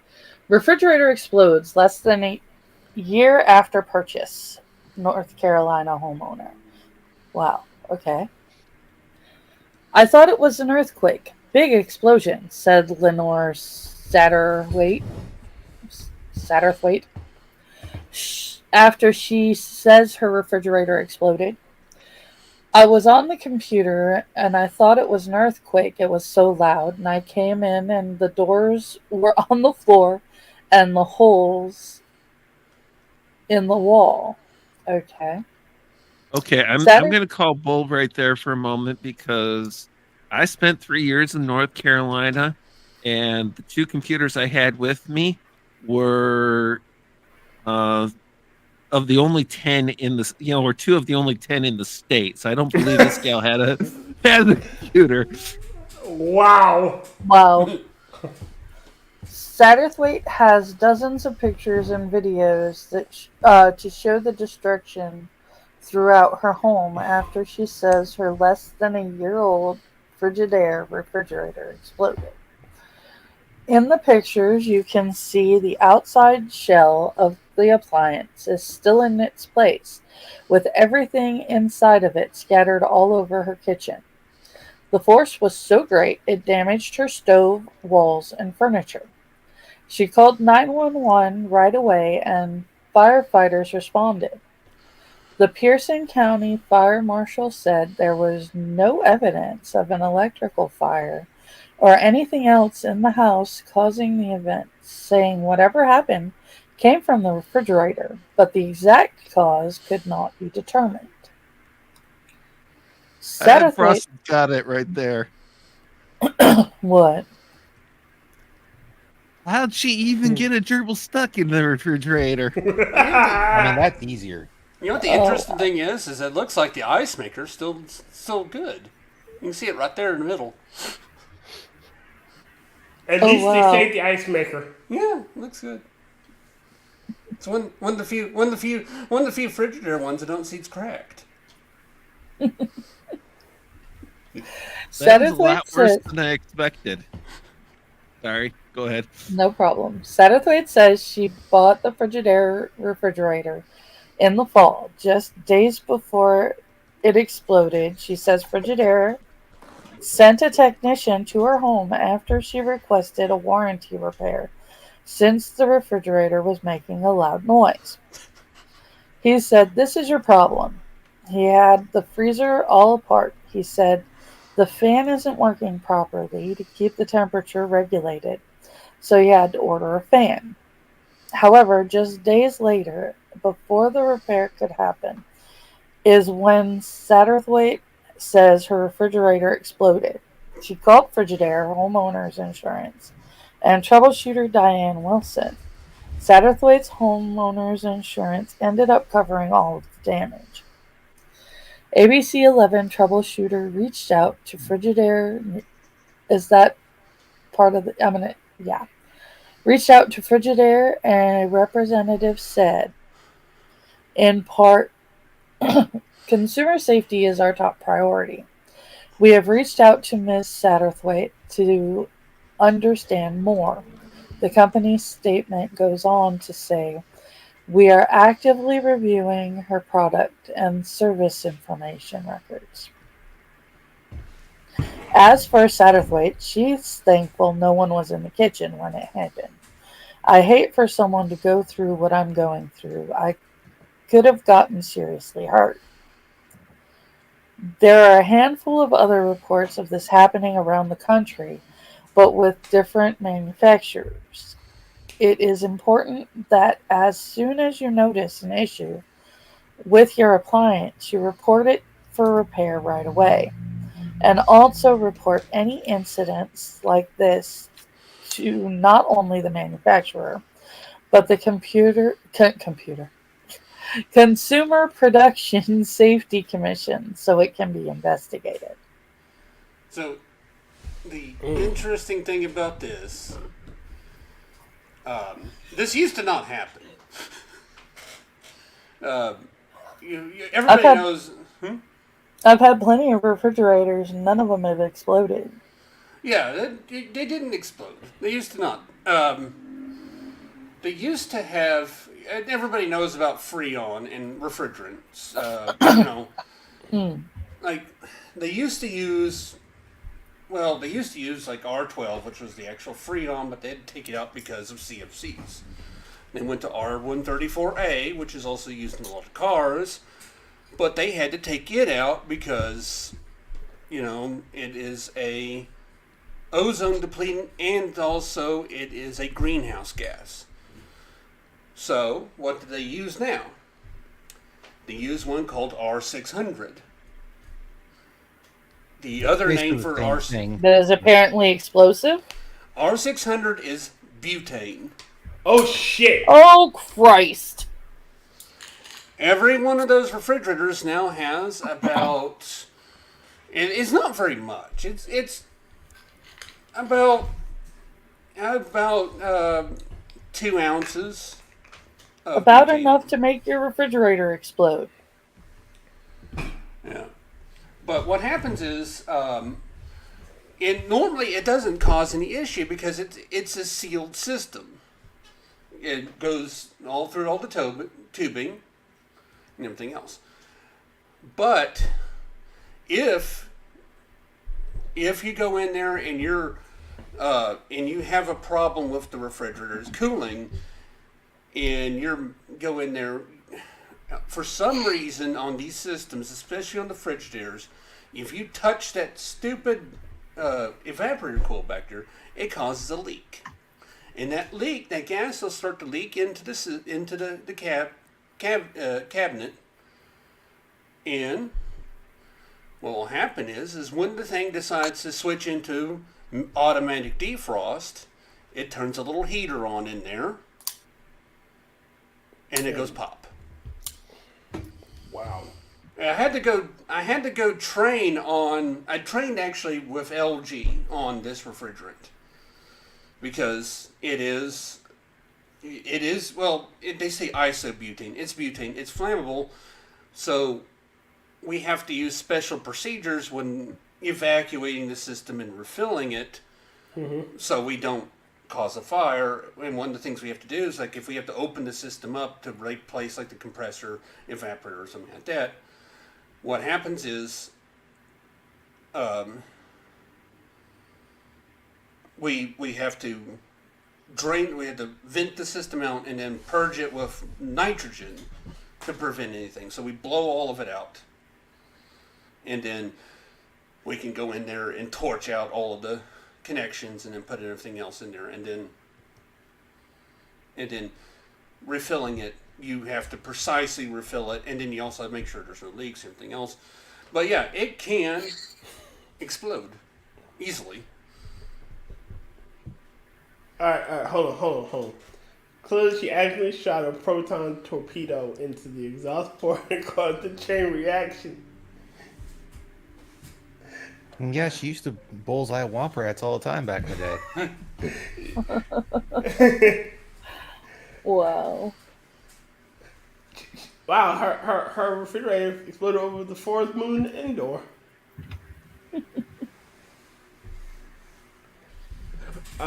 Alright, wait a minute. We're gonna watch Rodden's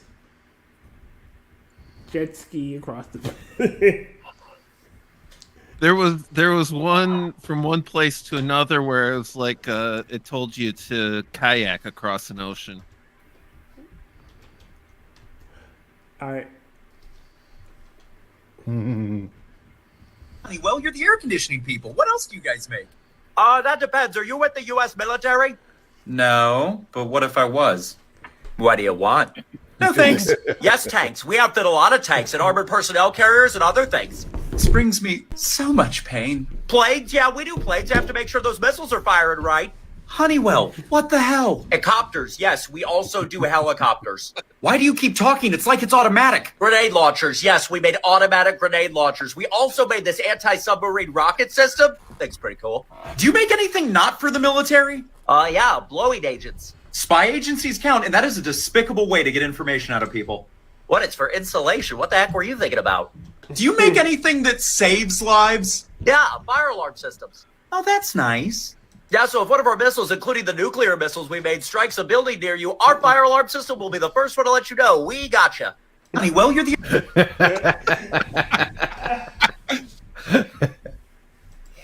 I still love to this link one me with, to I that still love guy. this one about Glock as well. Yeah, you have to send me a link to that guy because that guy's hilarious. He is. All right. Bam. This one. All right, Angela. Oh God. We're back to the CBS news. Mm-hmm. God can't save you now, Angela. I mean, he could. So, We've only got 3 minutes until 2 o'clock. if I disappear, you know what 2 happened. hours. God saved you. Some older Frigidaire and Kenmore ranges pose risk of fires and burn injuries. Electrolux warns. Thank you, Electrolux.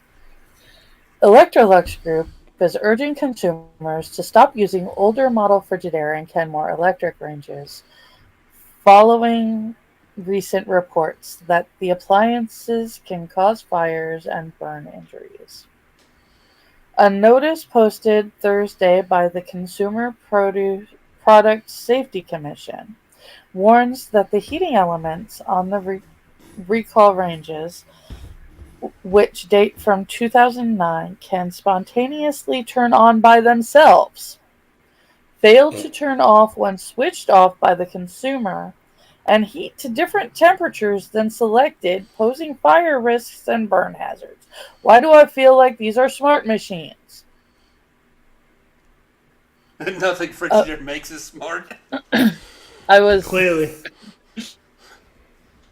about 203,000 ranges are affected by the recall, which includes Frigidaire, Frigidaire Gallery, Frigidaire Professional, and Kenmore Elite Smooth Top electric ranges. I don't like smooth top ranges anyways. Sold in various colors including white, bisque, black, and stainless steel. Features include rear panel rotary knobs and digital displays. The affected ranges, which were sold nationwide from June 2001 through August 2009 at Sears and independent appliance stores, were originally recalled in 2009. Since then there have been at least 212 complaints, including 14 reports of fire and 8 reports of burn injuries on the hands or arms, as well as smoke inhalation. Well, if you burn yourself, you're probably going to end up inhaling some smoke. Yep. As a remedy, a free inspection and repair will be scheduled for affected ranges that are repairable according to the recall notice. Consumers with recalled ranges that are not repairable will be given $50 electronic gift card, along with reimbursement up to $60 for haul-away fees paid. So, wow, you're fucked. With proof of purchase of a new range and haul-away service. Generous of them. Yeah, and I've been part of this free inspection system, and fuck them. Wow. The CPSC advised consumers with impacted ranges not to leave any objects on them, even when the appliances are not in use. For more information, consumers can contact Electrolux toll-free at 888-845-8226 from 8:30 a.m. to 8 p.m. Eastern Time, Monday through Friday.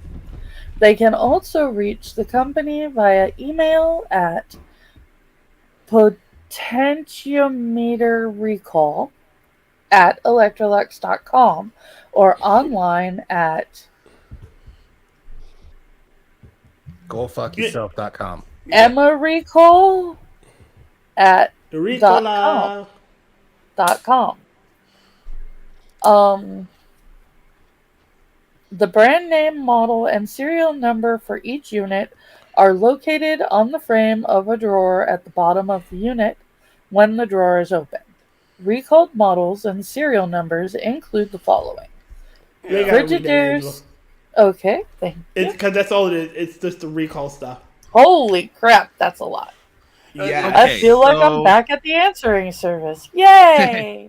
Yeah, frosted glass. Yes. Yes. Yeah. Anything Frigidaire. It is. You go in with pretty much all protective gear. Going there like a goddamn fucking like it's a bomb squad incident. If you really want to protect yourself and you've bought a Frigidaire or a Kenmore range, hire an electrician to wire a switch that you can flip a wall switch and your range has no power. A kill switch.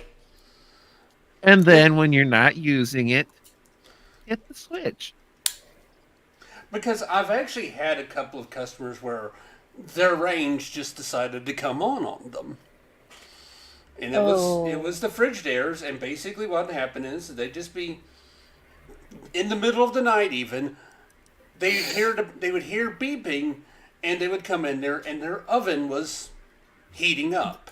Their oven was suddenly on. And my favorite one, and it sounds like bullshit, but I guarantee you it's true. It was a Mexican lady who really, really, really freaked out about it. Because, of course, you're going to freak out about your oven coming on for no reason and just starting to heat up unbelievably hot. And she probably thinks she's cursed now. Well, you want what makes it worse? What? Because the readout said 666 on it. I'm just sitting here picturing some, No! Like, Dios mío, no! Oh, no! And you get that Mexican lady pulling out the rosary and the holy water and calling a priest before she calls for the repairman. She's calling the priest. The priest's like, call a repairman. I'm on my way. Me just showing repairman up. shows up with the priest. He's like, we're on a mission from God. Like they looked at each other like. But no, yeah, frosted glass. Oh, I could actually find like 7 more Frigidaire recall articles. Because there's one on the there's one on the refrigerators where that twist tray shatters and gets into the ice, and people have like swallowed pieces of plastic and choked because of them. That was a big recall. Yeah. That's scary. And one of my favorites was the water valve for the water dispenser was short internally. And when you go over there, you'd hit the little thing, you'd press the thing down to get water, and you'd be getting And get water, electrocuted? And get electrocuted. Great. That whole new meaning, you got zapped. Whole new world. I'd rather go to a freaking playground in the summer. I say, since we did have the thing for the Mexican lady, so when you have a taco emergency, call 911. Oh shit. 911. No, 911. That's what I said. No, you said 911. Get it fucking right. Hey, don't you be talking about my English, okay? I will cut you, man. Like you never cut before me. I got one more before we get out of here, since it is been 2 hours into the stream. All right. What has Lego been a part of? Oh, when were you, buddy? We were about in 1932 Denmark by old Kurt Christensen. What did you make in the 1930s? We made wooden toys, before the invasion. And what did you make after the invasion? Well, they took all of our metals, so we kept making wooden toys. In fact, we actually increased in sales. Huh.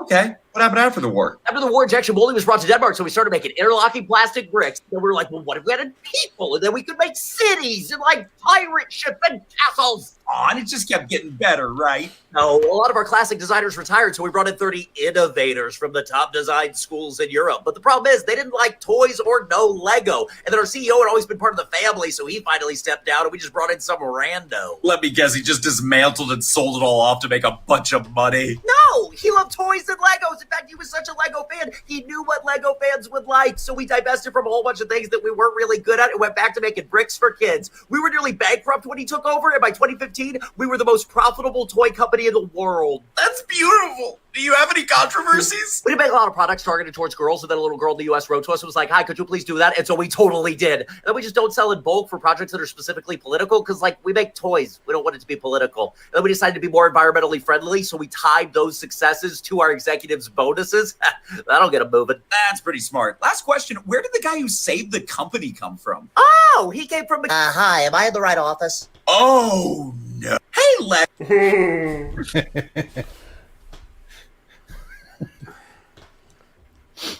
Hold on.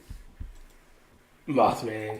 Yeah, because we're on the appliance thing, we have to do the GE one. Oh God, no! Why just must I stop it? I see it. I grab it. This one. Damn it. Well, it's been 2 hours. I don't know if Tier wants, or I shouldn't say if Tier wants to, if everyone else wants to keep going. Yeah, my vacation started today. All right, can y'all see?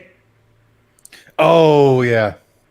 Electric, what you making there, bud? Oh, I love this one. I like things that spin. Aw, buddy, what spinning things have you made? Oh, like washing machines and hydroelectric plants and jet engines, and then the Gatling guns to put on the jet engines. Oh my lord, what does it shoot? It fires this at 65 rounds a second. The little one, right? The little one? Nah, the big one, and it comes in explosive versions. General Electric, what happens to the people? They become a red mist. That's why we have the washing machine. I like things that spin. Hey, General Electric, what you make? That one always makes me laugh so hard, but it's made me laugh hard enough that my jaw actually hurts. Fuck. Frosted glass. Apparently, these refrigerators were designed as booby traps. Did they give you anything for that button? It's just over the counter stuff. No. Sorry, my friend, for I making mean, you it's laugh. it's better than it was. And since I got the stitches finally came out. Like it's better. It's just, bruising doesn't go down fast. Oh. Oh my god. Why this week appliance themes? Because we need a theme. God Because damn it. Travis knows his shit. That's why. I am. Man, it's almost like we maybe we have someone who works on these things here with us. Nah, it couldn't be that. Oh yeah. Travis, what do you do again? I forgot. I am the greatest appliance tech of all time. You are. It says so right there. And you know the tagline can't lie. You can't lie with that. No, So what made you start to selling cigarettes to kids? You know, back when I did Electrolux Frigidaire warranty, I actually kind of thought that would probably be a whole lot more fun. Oh man. Oh Jesus Christ, Travis. All right, Rodden. What? Oh shit! Those are Lugers. That's P38 Luger in the middle, then a broom handle. I want a P38. I have the P38. It's got a really erratic discharge. Or, not discharge. Clip that. Just the erratic discharge part. I'll bet. I want a broom handle. I want the 9mm version, but I would even take the 30 Mauser. Hold on. I can't. If you can find a link to it, Spittle. I want to play it, but it only downloads, and I can't get it to play with sound on Discord. Like I would have to open. It would say. Let me see if I can do it. Let me share screen, window. If you can open it in VLC, you should be able to do it. That's how Hammer does it.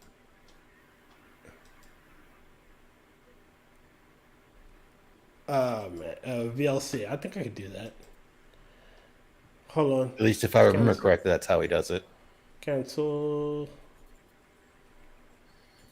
Derp to derp to derp. Flurger.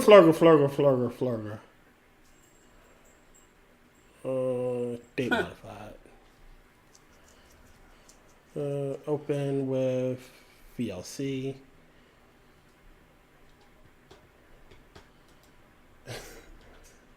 All right, hold on. Do.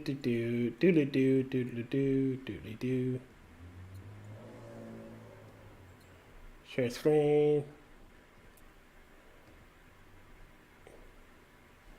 Hold on. Wait a minute. Stop sharing. Are you good? Yeah, there it is. Just making sure. Totally professional here, guys. Totally professional.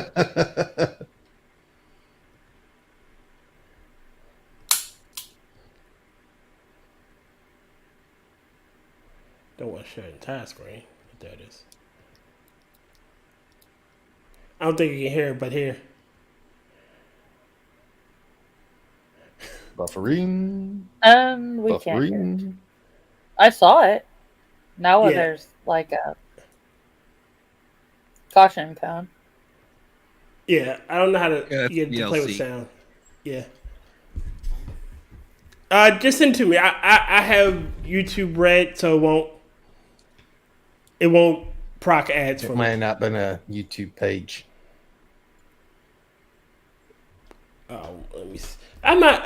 Let's see. It's Scrubs light bulb. Oh no! Either he's got a light bulb in his ass, or he's got a really good idea, or his ass is a really good idea. Oh no! I remember that episode. Wait a minute. That is the one show I can say. So what do you think, Perry? Well, no, I'll tell you there, Bobo. Either this kid has a light bulb up his butt or his colon has a great idea. No. No. That is one show that I basically hate the main character in, but everybody else alike. Really? I can't. I hate JD. Everybody else, great. Him, no. Will. Now play this, and I don't want you to get angry at me. All right? Can you see it? Did I just see a cat in a walk? You did. 시골 타봐야 까파금 örtülü biraz You mean to tell me goruldu. his shrimp fried this guy? Yeniden kapağın örtülü ve pişimiz pişti. 시골 타봐야. So that's how black cats are made. No, I love that it went through like the levels of cookedness. Because if you watch, it starts off white, and then he takes the lid off, and it's brown, and then he takes the lid off, and it's black. And they're very fresh, I gotta say.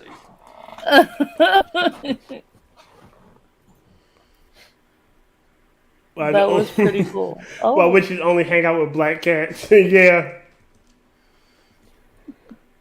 All right. Right. Dude, you good? I didn't get a lick of sleep last night. So he put some effort into his homework. I had a staring contest with my sister's doll. And? I won. If your brain was dynamite, it wouldn't be enough to blow your hat off. Gregory, don't bother with him. The wheel's spinning up there, but the hamster's dead. Can anyone give me the answer to question 1 on the worksheet? 52. 52 what? Miles? Tomatoes? Plus, you're wrong. The answer is 305. 305 what? Miles? Tomatoes? But he looks at me, and I look at him.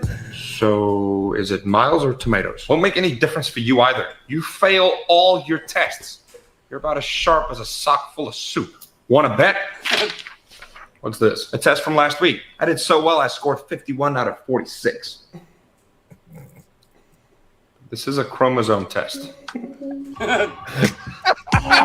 Oh, no. Dude.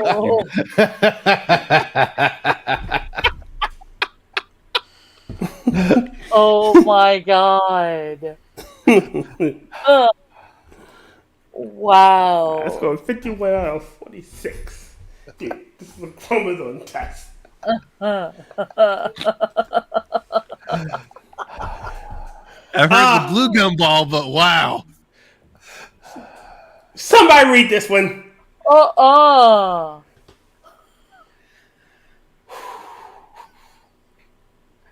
don't eat black pussy. Clip it. Where's the clips? Clip it. Sorry. Oh my god.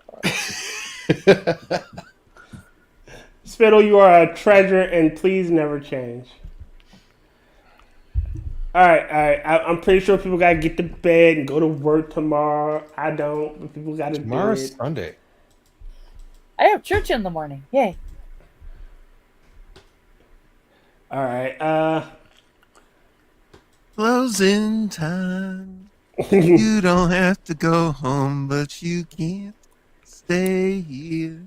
You know the really funny thing about that song was he made it during, like, it was shortly either after he found out or after the birth of his first child. Really? That's what caused him to write the song. Oh wow. Ladies and gentlemen, thank you for watching. Rodden, what movie are we doing this week? Or tomorrow? Anticipation. Okay, I got all kinds of anticipation, but what's the movie? Who's on first? I'm sorry, adaptation. Adaptation. Okay. Oh. If you go to Rotten's channel around 11:55 p.m. Sunday nights, he does either his movie reviews with me, Angela James Colley, or his Talking Into the Voids with me, Angela James Colley, sometimes Will and Mitch. Angela, you're doing with Mr. Adam, right? Correct. Angela? Yes, Monday night. And on Thursday, we're doing the thing. Can you not hear me? Yep. Yeah, Hello? I hear you. Yes, we hear you. Okay.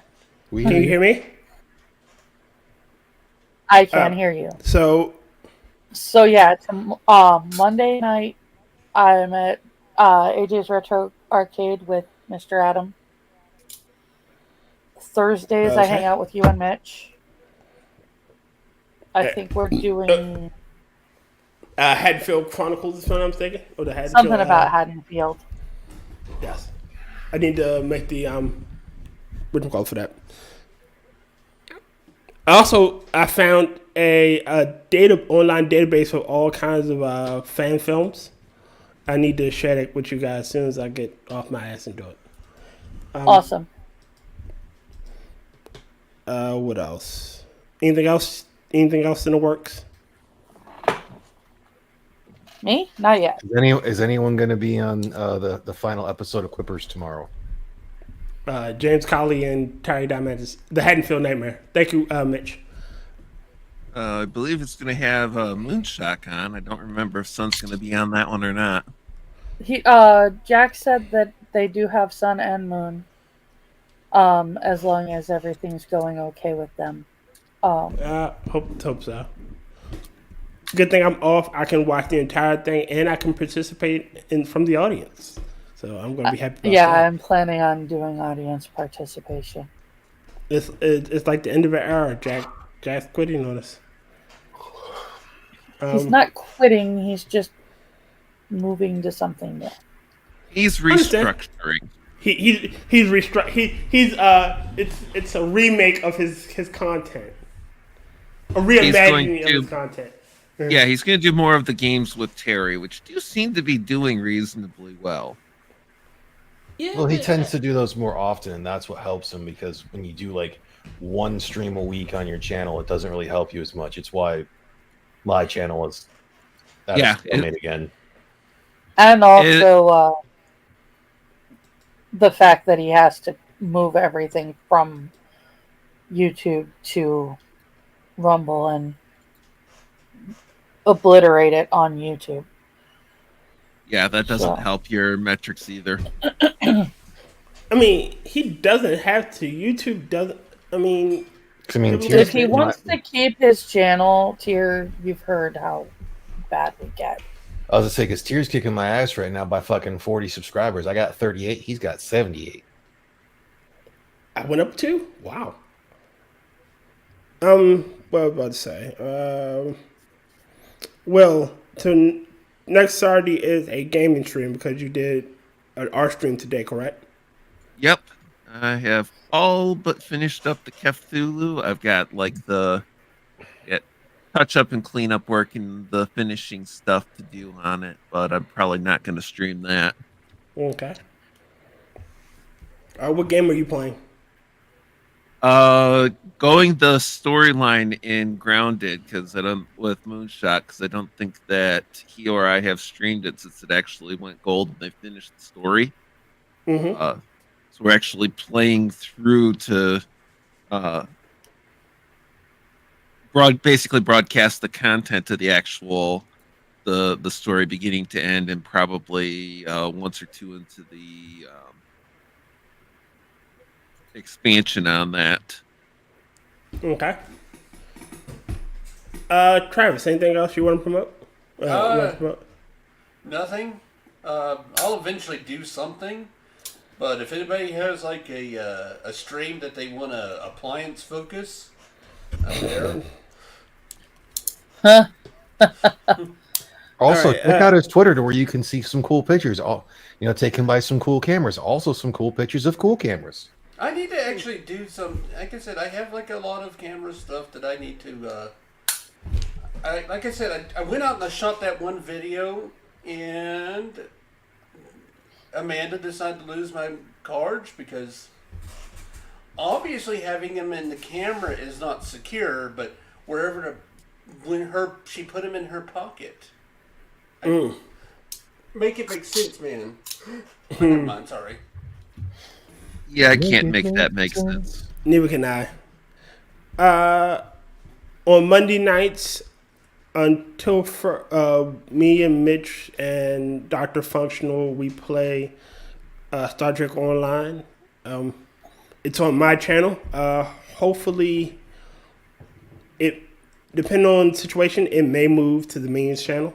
It may not. I'm waiting to hear back from that. But it's me, Dr. Functional, and Mitch Nemo, where we go through and play STSO online and talk entertainment news or anything that interests us. And then Thursdays at 6 p.m. And that's at 11 o'clock Monday nights EST, and at 6 o'clock Thursday nights, me, Angela, Mitch, Kefk, and now Dr. Functional, we watch fan films. We have Never Watch Alone on, which we've watched fan films, and the one we're doing this week is the Haddonfield Nightmare, which is a Friday the 13th fan film. Halloween fan film. Sorry. My bad. Sorry. Because I'm thinking about Never Hike Alone. Very different. You're right. Haddonfield, get with the picture. My bad, damn it. A Halloween fan film. We watch it. We add our colorful commentary to the mix. If you're into that, you can come watch us. What else? There is the Midnight Show, which is every Saturday EST, 11:55 EST. I may do a game stream because I'm off this week, so check out that. Oh, and I may need you guys to help me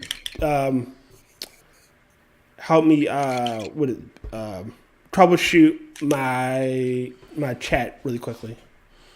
So tomorrow I may start a stream and just to troubleshoot why my thing isn't popping up. So. Oh, because you're trying to have the chat being shown on the stream as well. Yeah, for my for the Star Trek Online. Yes. Hey, before you leave, can you show off one of the pictures I sent you on Twitter? Sure. It's one of my favorites I've taken lately. Okay. Okay, so I just ran into a moderately disturbing meme just in how prophetic it is. Has anyone noticed that if you fly the American flag, everyone knows who you're voting for? Yeah.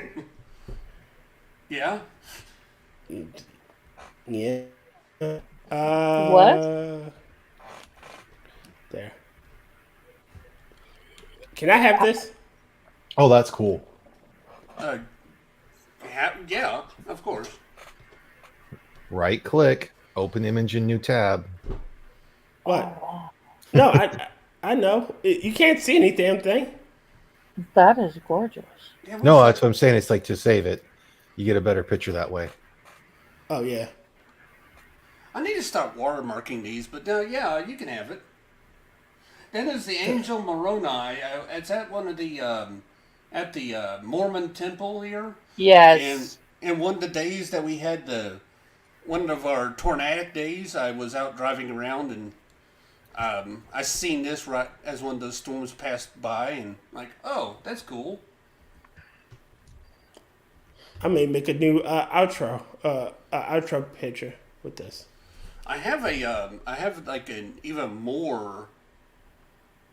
Well, I'm pretty sure I should probably go ahead and throw this one on. Lord, we can discuss more after the stream.